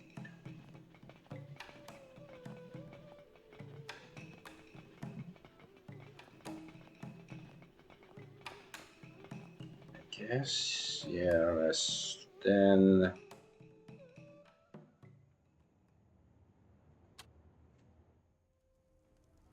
Uh, sure, let's go talk to the Blade Girl or whatever her name is in the in Sorry Square. Although this game has a bit too many of these, like, fetch quests. Like, of course they are optional, but it's like, since this game doesn't have, like, combat and random encounters, then it's like it doesn't take that long to go have a look at this stuff. Oh yeah, and I haven't been to the apothecary with this character yet, so I guess I can have a look.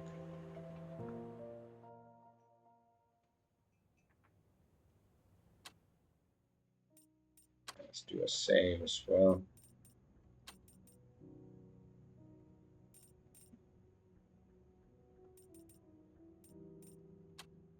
Green man, sure. Web of roots. Yeah. Bottles glowing. Please tell me they're just for display, not consumption. Drawers. Drawers of all kinds of orders waiting to be picked. Business must be burgeoning. Bludgeoning. Bulging. Propriety Gordon Gray works away at something on the desk, blank hair falling over his eye. Gordon Gray, how have you been keeping? Very well, Mr. Redgrave. What news today? Uh, Tell him about Sucker Jones. Well, I recently finished a contract in the sewers for Bixby Browncoat, a hunt for a murderous beast hiding among the pipes and machines. I can't imagine how you do it, sir. Even a busy day at the counter here makes me nervy. My prey called itself Sucker Jones, but there wasn't much man left in his composition by the time I caught up with him. Dreadful. Please, no more details. I haven't stomach for violence. Are you in pain now? Damn it, yes. My hip socket is pure fire. Yes, and I suspect you're exactly the Cyclops to help me. Of course, the usual Gilbert Laudanum. Exactly. If it wasn't for your remedies, I'd have to give up my prosthetics and stumble around with a crutch. Here you are, sir. I'll put it on your account. Okay, obliged. That's the ticket, laddie. 1 measure of brash polish, please. Certainly, Mr. Redgrave goes for a shilling nowadays. Okay. So I guess that's like the lubricant for something. Brass polish is bound to stain the floor, so I can't just slap it on Otto anywhere. I should head back to the old pile of gears at my workshop to apply. It's a nice quiet place and it's already a mess. Okay. Be seeing you.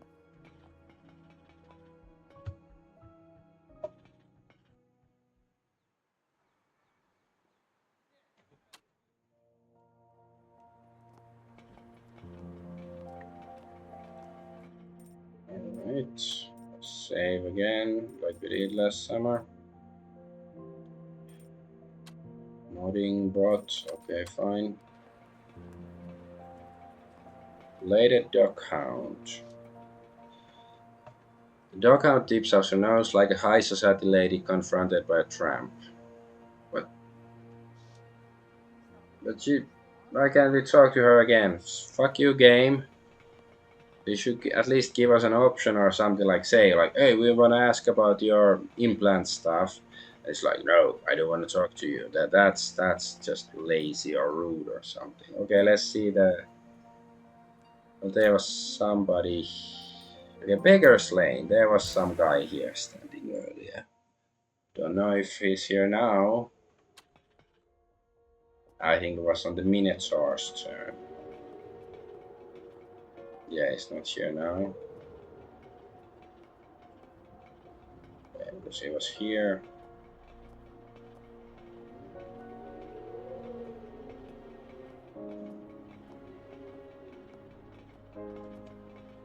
Right, fine. Let's go to the docks then. There was that another dock hand somewhere here standing around. Dock hand, dock hound, whatever.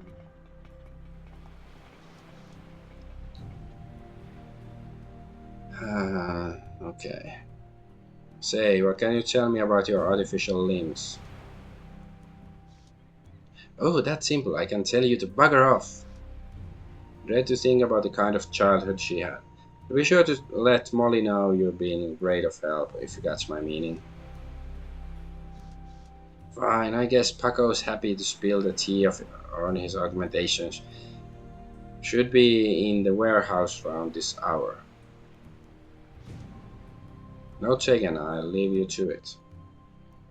So it was Paco. I think he's the guy who was in the where was it? Like in the starting area. I can buy a fish. Okay, I don't want to buy a fish.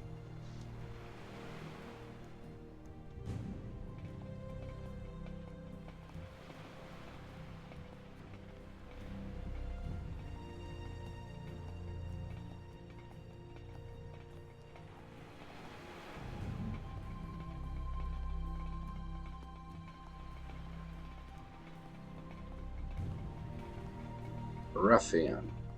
This guy might be useful then.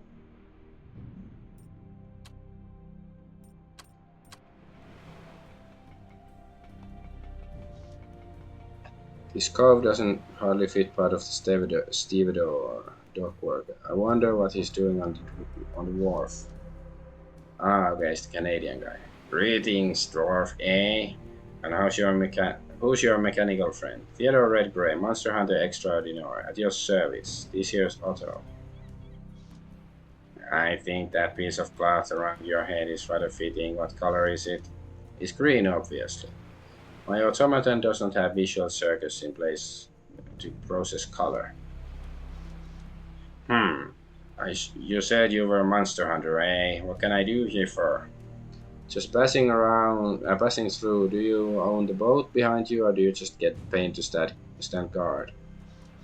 Aye, she's all mine, all right. My pride and joy she is.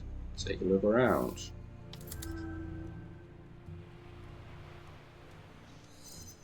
Ooh, ingenuity increased to 19. The crates near his vessel bear Canadian stamps, and I'd wager they are not being seen by the port authorities.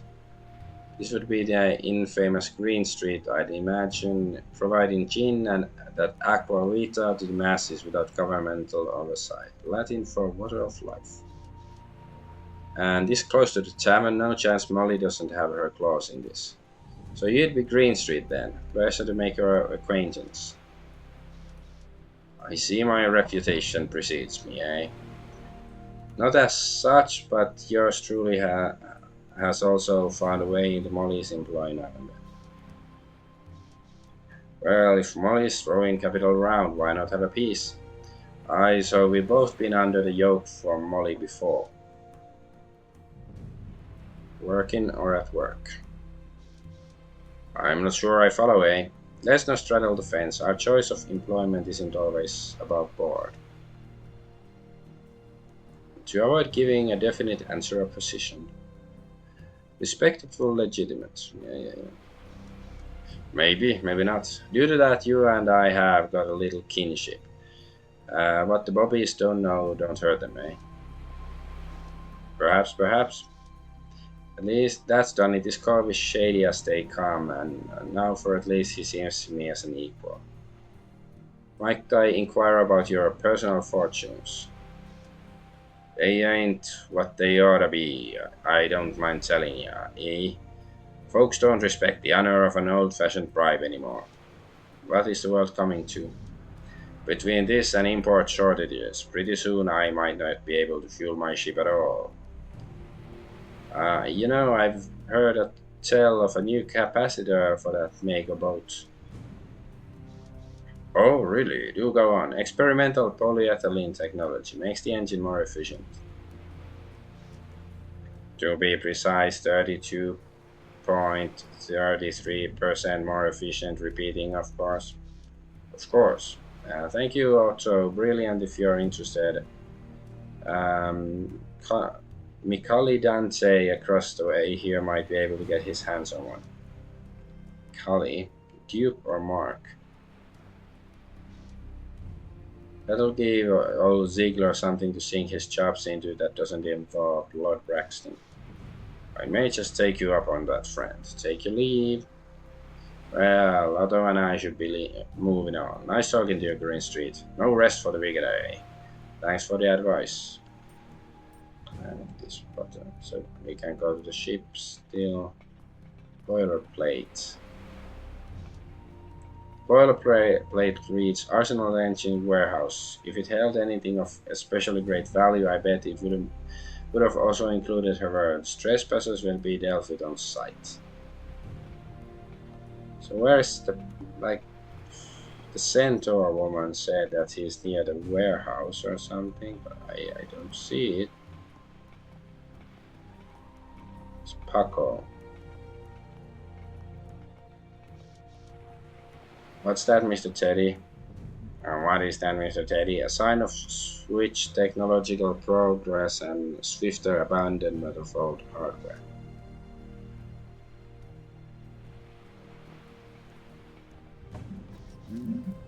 A dog sits at the end of the street, his tail wagging as he notices me. Hey there, boy, what's the good boy doing? What's the good boy doing, eh? You're a happy boy, aren't you? As happy as a well-oiled cog. Why are you speaking in that high-pitched voice? Aren't canines only able to hear certain decibels? No, not quite. Damn, why did Otto have to spoil things with such a silly question? Can I at least give him a pat on the head? Okay, allow Otto to pet the dog. Go ahead, Otto, pet him, give him a gentle tap on the head. The dog growls as Otto leans towards him. Christ on a high wheel, he must be afraid of automatons. Also called penny farthing, The high wheeler was the first machine to be deemed a bicycle, popular in the 1870s and 80s. Easy, go slowly. The dog gently sniffs Otto's hand and turns around to let him scratch his back. I think he likes it. I think so too, Otto. Okay, cool.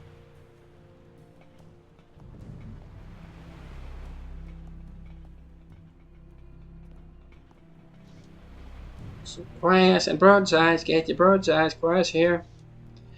Little chap seems to have a head for business. That's a nice cab, good fellow. You wear it well. Thank you, sir.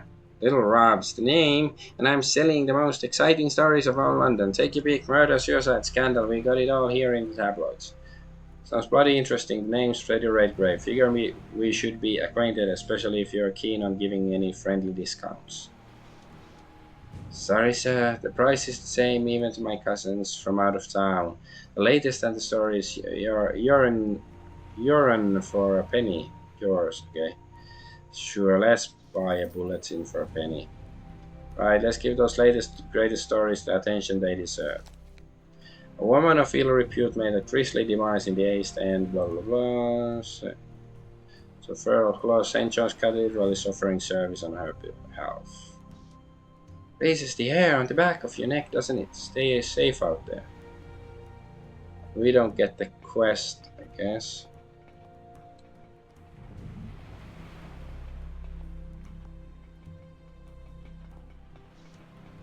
Seems the mother bird lost this one. Must be hard for them to live here with all the smoke.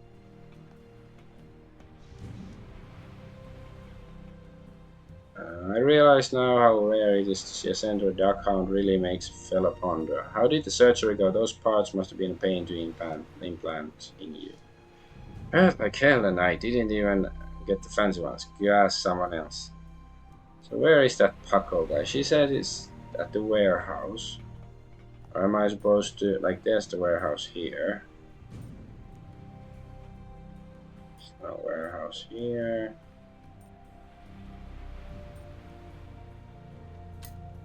Ah, okay, it says warehouse here. Okay. So where is, is it like the sewers? Is that the warehouse?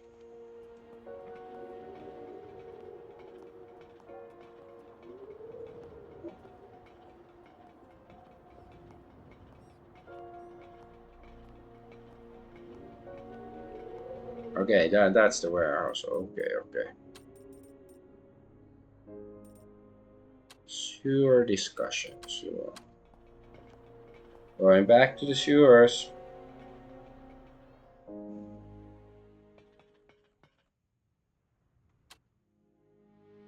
Okay. Here he is. What you garbing at? Introduce yourself. Name's Redgrave, friend.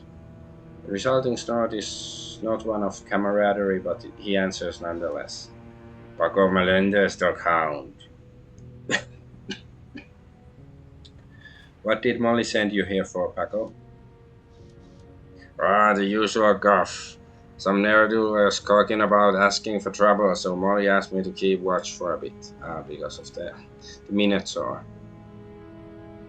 Ask him to let me by. Success. Listen, Paco, there was a mutant down here not long ago. I'm the man who put him down, and I need to check up on things, make sure it's still safe. Is that so? Then I best let you do your job then. Good luck. Ask about his prosthetics. That's a nice set of teeth you have. Molly set those up for you? Maybe. Why do you want to know? Impulse brutal. Force him to talk, sure. We are brutal. I'm making a deal with Molly to get one of her newfangled implants myself. If you like all your parts exactly where they are, I suggest you stop talking. Burn down your steam, mate. I'll tell you what you want to know. Ask about the pain. Is your rig comfortable? Does the pain keep you up nights? Nah, there's no pain. It feels natural, almost like I was born with it. Small movements do seem very authentic. Ask about the infection. And no problems with the infection. Nah, not with the new injections. Though I did have a friend a few years ago who what died of it. Is that all? If I don't work, I don't get paid.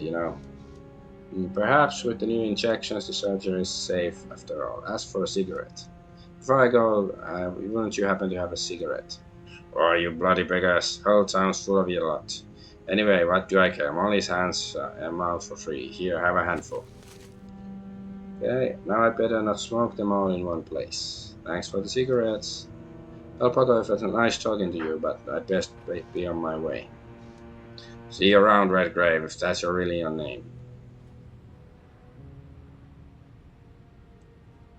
And I smoked that. What? I lose. I lose hope for smoking. I get blood from laudanum.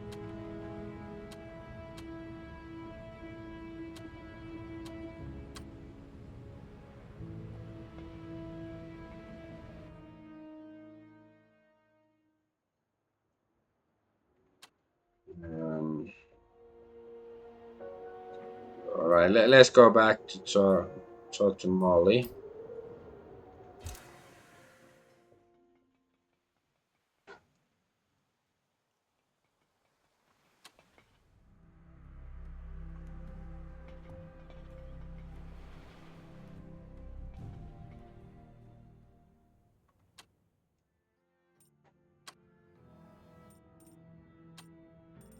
And let's do a save. Wind.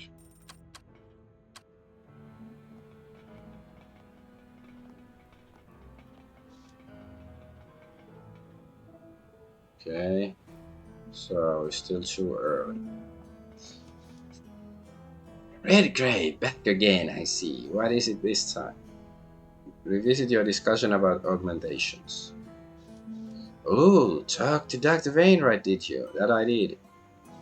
And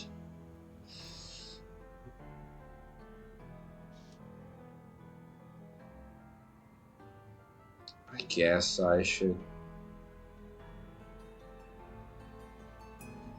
Maybe I should take it. Okay, agree to the procedure, but only if Molly will help you avoid getting evicted by Arsenal.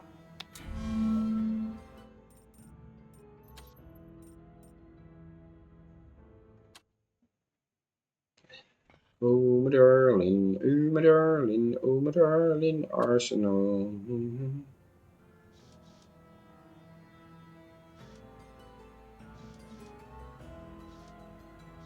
So, yes. Yay, success. Very well, yeah, do it, but there's something I need in return. Arsenal is trying to evict me from the clock tower where Otto and I live. You obviously have Lord Draxon's here. See if you can talk him out of it. Yes, I look into that for you, but first the surgery.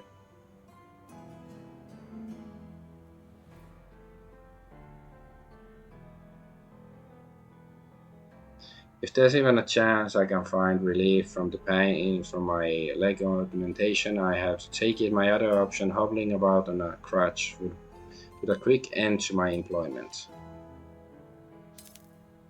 Good, talk to Gordon Gray at the apothecary. He'll fix you up. Don't wait all day. What's that? Gray needs time to prepare, so if you're really keen, you need to let him know well in advance. Otherwise, you'll miss your chance. Fair enough, Molly. I'll make sure to visit Gray sooner rather than later then. Have to go back there again. Good idea, Redgrave. You won't regret it. Right. I think Redgrave might regret it. I won't if it's something fun. So, like, I'm still like trying to understand the ultimate purpose in this game that you have these three different player characters that haven't even met yet. Like I do think that Teddy and Clara know each other. Like I think they at least know each other. Maybe they all know each other in some sense, but like they haven't interacted during game hours so far.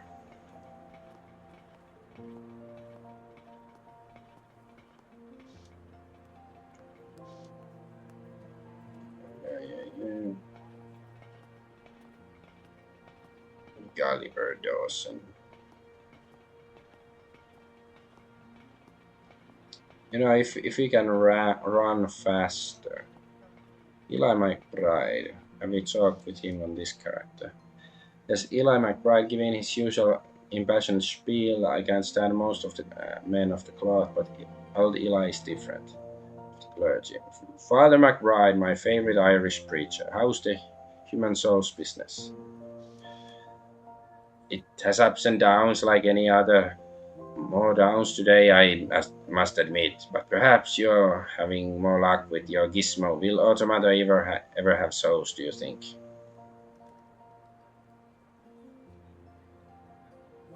Uh, if all of Otto's qualities don't add up to a soul, then he doesn't need one.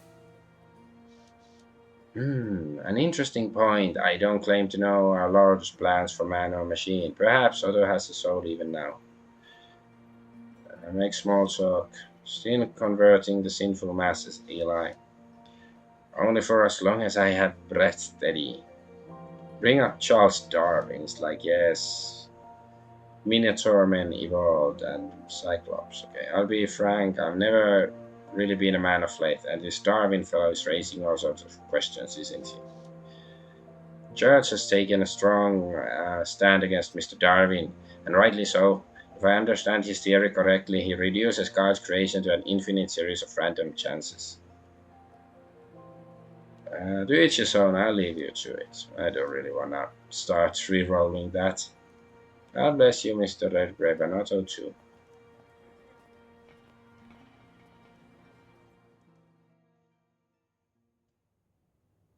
Just like doesn't really make sense. There's like magic and shit and fantasy species, unless the Darwinian theories are different in this than the historical theories. I don't. So just rubs me the wrong way. Hello again, sir. A little bird told me you specialized in some kind of surgeries. So, your Molly's volunteer. I'm afraid that my schedule's tad packed today, though tomorrow could work. Very well, I'll come back later. As you say, sir. I don't suppose you'd be willing to part with another flask of laudanum. Sorry, but customers can only get one flask per week. Forgive my curiosity, but why can't you provide me with another serving? Supply, I'm like, scarcity, I guess. Yeah, I, it's 62%. That should succeed. I want to succeed. Yeah, see.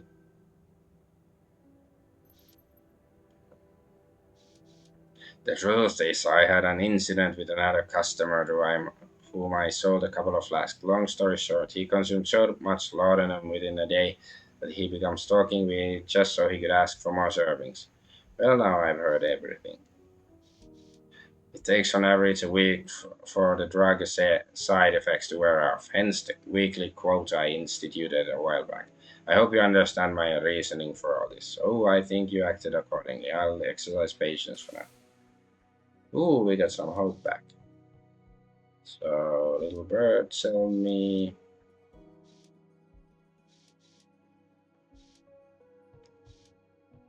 Alright. I guess it's finally time to go install the core to Otto.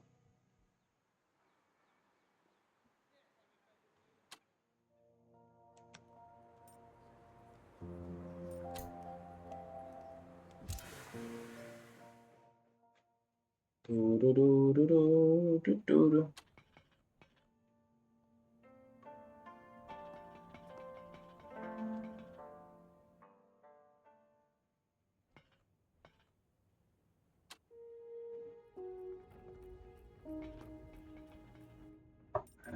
First save. Fancy hotel, why not?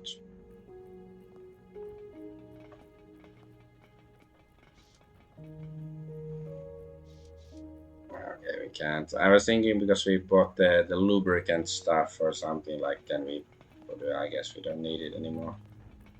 Okay, Otto's hooks. I need to raise Otto up on the hooks to install the determination core. Alright Otto, time for your installation. Let's get you hooked up. Understood.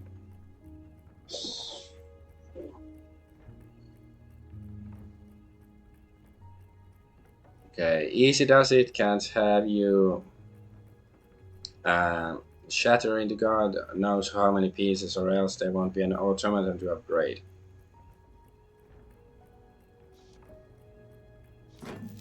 I transfer your concern from me.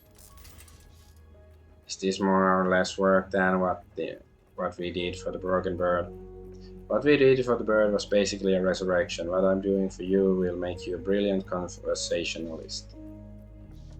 Really? A dwarf can always hope. Now let's check behind the panel and see what's what. So, sockets need cleaning, better take care of that first. That been a long time coming. Because hope, is it back in 100? Yes.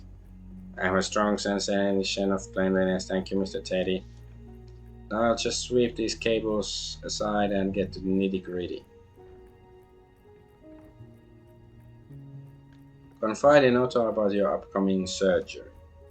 This reminds me of my own surgery coming up, except mine is to improve the physical while your gadget is strictly for cognition. I don't mind admitting I'm a wee bit worried about it. I hope this new module doesn't provoke any negative emotions in you.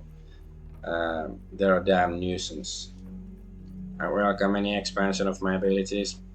Now I just need to see the determination core. Brace yourself.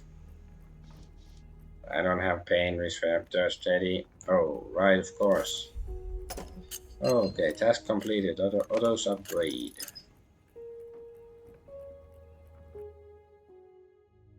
There are only two tragedies in life, one not getting what one wants and the other one is getting it. Oscar Wilde. So Clara Reed, after an unnerving run-in with a censor, thankfully not a Barbie, Beatrix has her medicine and one disaster has been averted. Your performance at the Palladium is coming up now, possibly the last you'll give in London if all goes well. But when has it ever? Alright. Seems you're busy house today. All the more reason to give it all, my all while performing on stage. Best not to keep my audience waiting. Um,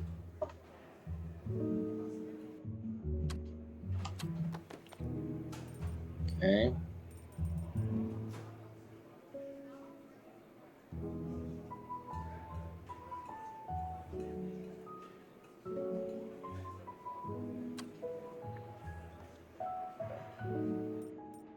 Let's see if I can leave. Like, I'm not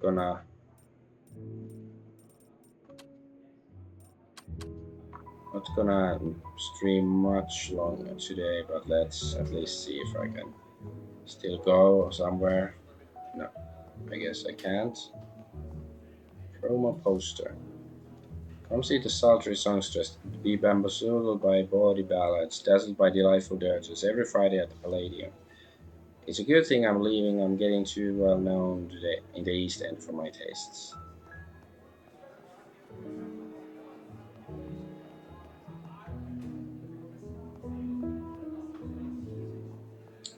Beatrix Aguirre.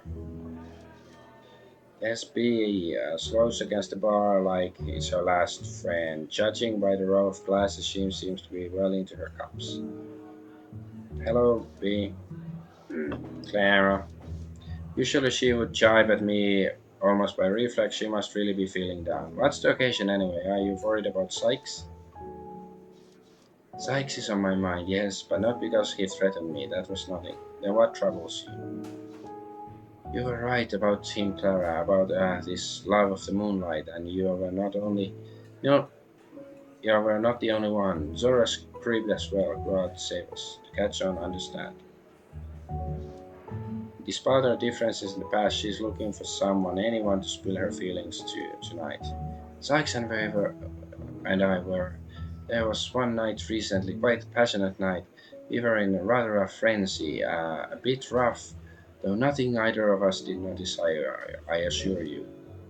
Nothing particularly jarring there, it sounds entirely within reason. Thus far, Saints now know some clients' requests a rougher edge to things. I won't say I wasn't a titch marked up by the end of it, though, so was Sykes, for that matter. Ahem. Still, Zora was less than enthused to see her star girl bearing such marks. It's not unheard of for dollies to take precautions against such things. Certainly, we aim to maintain a certain air. But it should hardly be impetus for Madam's ire. These things happen. Only made it worse today, what with the pills. Zora's given me an ultimatum. Break it off with Sykes or she'll boot me from the roads for good and withhold my pay for violating house rules. Comfort her. Mixing work and personal relations often leads to disaster, but falling in love is not a crime, nor is change. Saints know I'm no example of sturdiness nor of routine. And mistakes happen, at any rate, I'm happy for you, and a little surprised to be honest. I thought everything was strictly business with you. Ours might not be the most simple profession, but I'm still human, Clara. In this line of work, we form connections now and again, or else attempt to fend off undue familiarity. Unlike that chilly tyrant Zora, it seems, but that's enough moping about. Eyes forward, eh? That's right, and watch it with the gin. Too much of it produces rather poor complexion in the morning. Have a good evening, Bay. Same to you, Clara, and thanks for the pep talk, I suppose. Ginger to settle the stomach, honey to soothe the voice, and a generous helping of whiskey for the nerves. And for yourself, huh? You're ready as you'll ever be, my duck.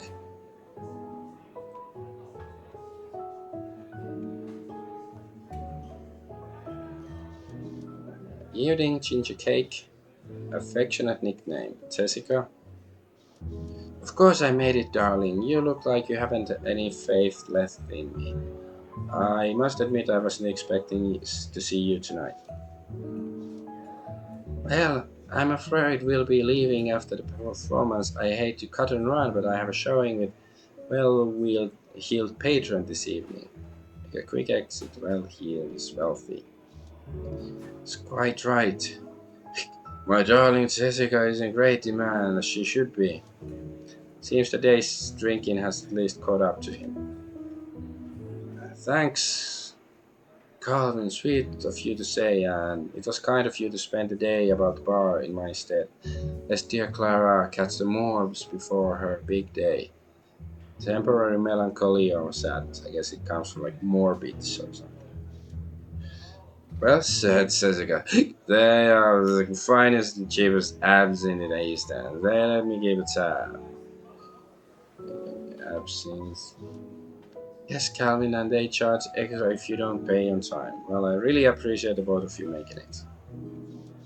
Of course, my dove. Oh wait, she's not so drunk, and I'm sure you'll do just fine, even without our well wishes. It's hardly my first performance, Jessica. Well, I know I was at your very first performance in London after all. Of course, I remember that was how we met, and your support through the years has always meant the world to me. Wouldn't have had it any other way, Ginger Cake. Now get up there and give us a show to remember, is really. But best of luck, Clara, not that you need it.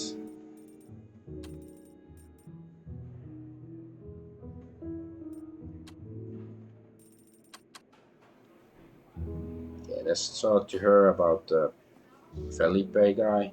There's Ari humming with a happy tune.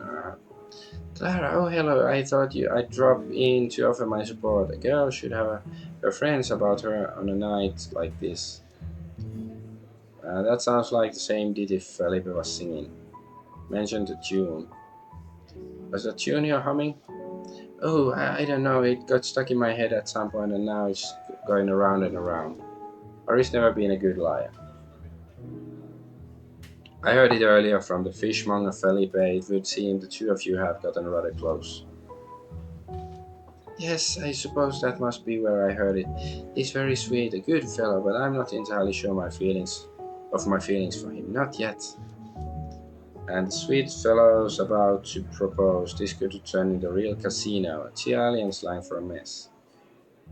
So wait, that's why casinos are called not casinos because there's always a mess there. Some clients are better than others, certainly, and I confess I've grown fond of certain customers in the past.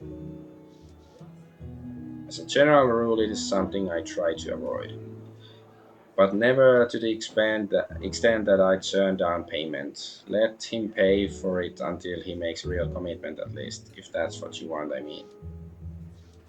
If that's what I want, there's the rub. Um,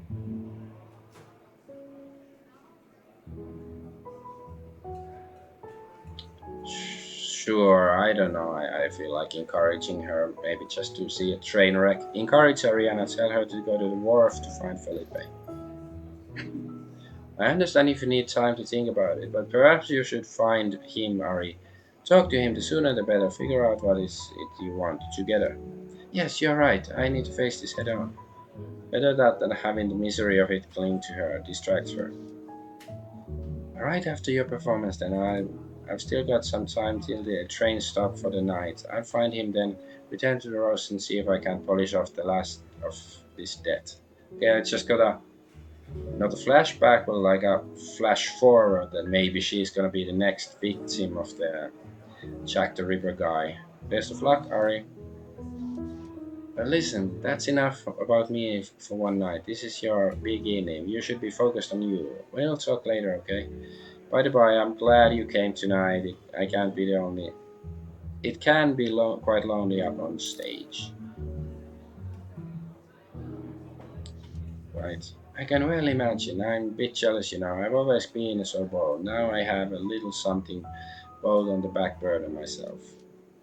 That's tits alarming, truth be told. She's her own woman. I just hope she knows what she's doing.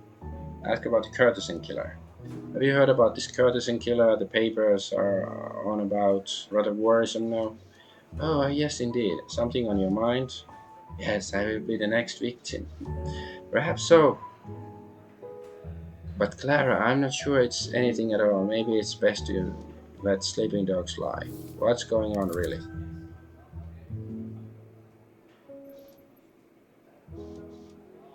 Alright, perhaps it will do more good to share my concerns. Though keep in mind, I have no idea if what I know amounts to anything at all. And what is it you know?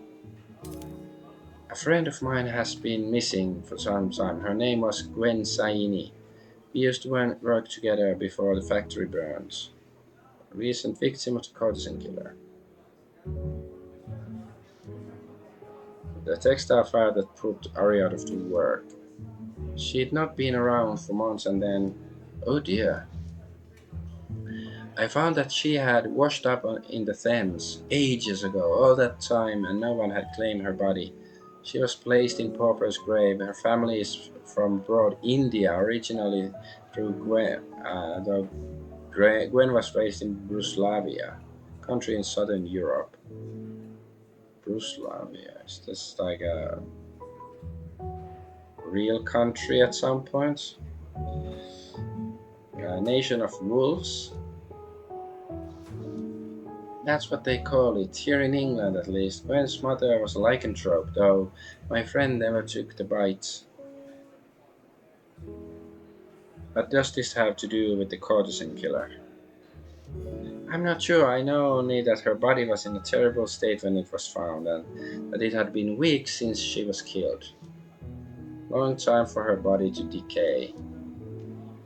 And I know that the Bobbies won't tell me anything about her if they, like I, suspect foul play or if they simply don't care what became of her. That is quite a lot, Ari. I know, but then again, I also know it might amount to nothing. I have only hearsay to go on. I didn't see her body myself, only learn of it after the fact. Perhaps it was simply the river that landed her in such dire straits. Very bad or difficult situation. I'm not entirely sure, but I imagine that being left in the water a long time does wild things to a corpse. Oh, it's also dreadful, and all I have second-hand accounts. Perhaps it is related to the case. Do you really think? I know, never mind. I want to put this from my head for now. It is all the same to you. Seems I won't be getting any more out of her right now. PD, I hope it's nothing serious, though I have my doubts. Yes, yes, I'd rather like to change the subject. You've better things to think on anyway, Clara. What am I doing? Talking off your ear when you're still a house to entertain. Come on now, on with the show. If you're sure, Ori, I am. I'm sure you'll do wonderfully. Just know it. Best of luck, Clara. Backstage. I guess that's where we go when we want to start. Is there anybody else here to talk to? Drunken Minotaur. Okay, that. Well, hello, Miss Clara Reed.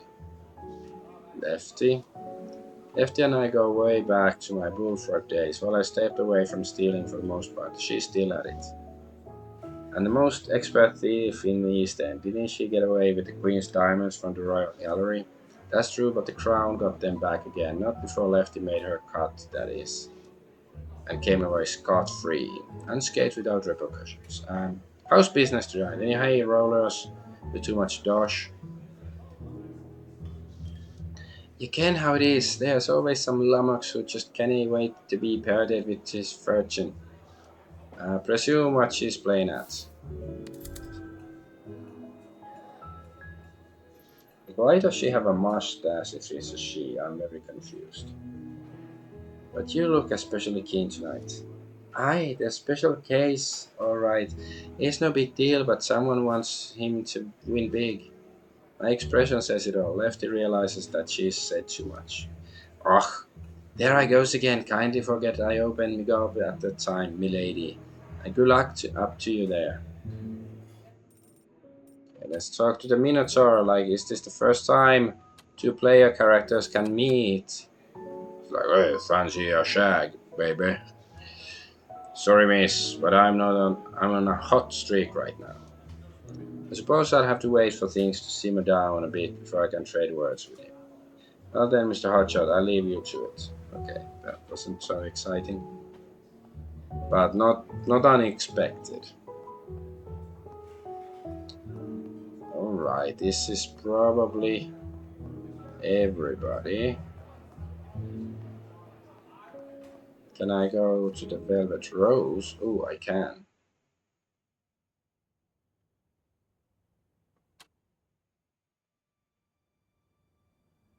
Spittoon.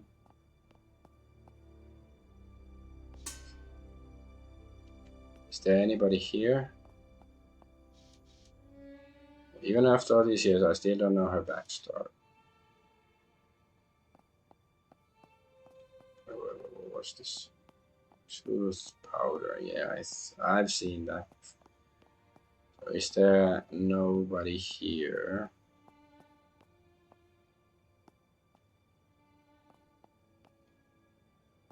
Miss Zora, is she here somewhere?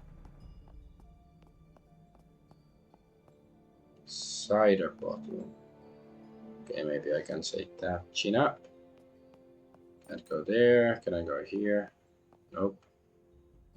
Oh, I'm off to play the grand piano. Yeah, I don't think there's anybody here, but maybe I can take the cider bottle. Nothing but a bottle of cider. Okay, I can't. Grand piano. Say what you will about Zora, she spares no expense on maintaining a classy establishment. Fine, nothing here. Nothing ventured, nothing gained. But sometimes something ventured, nothing gained.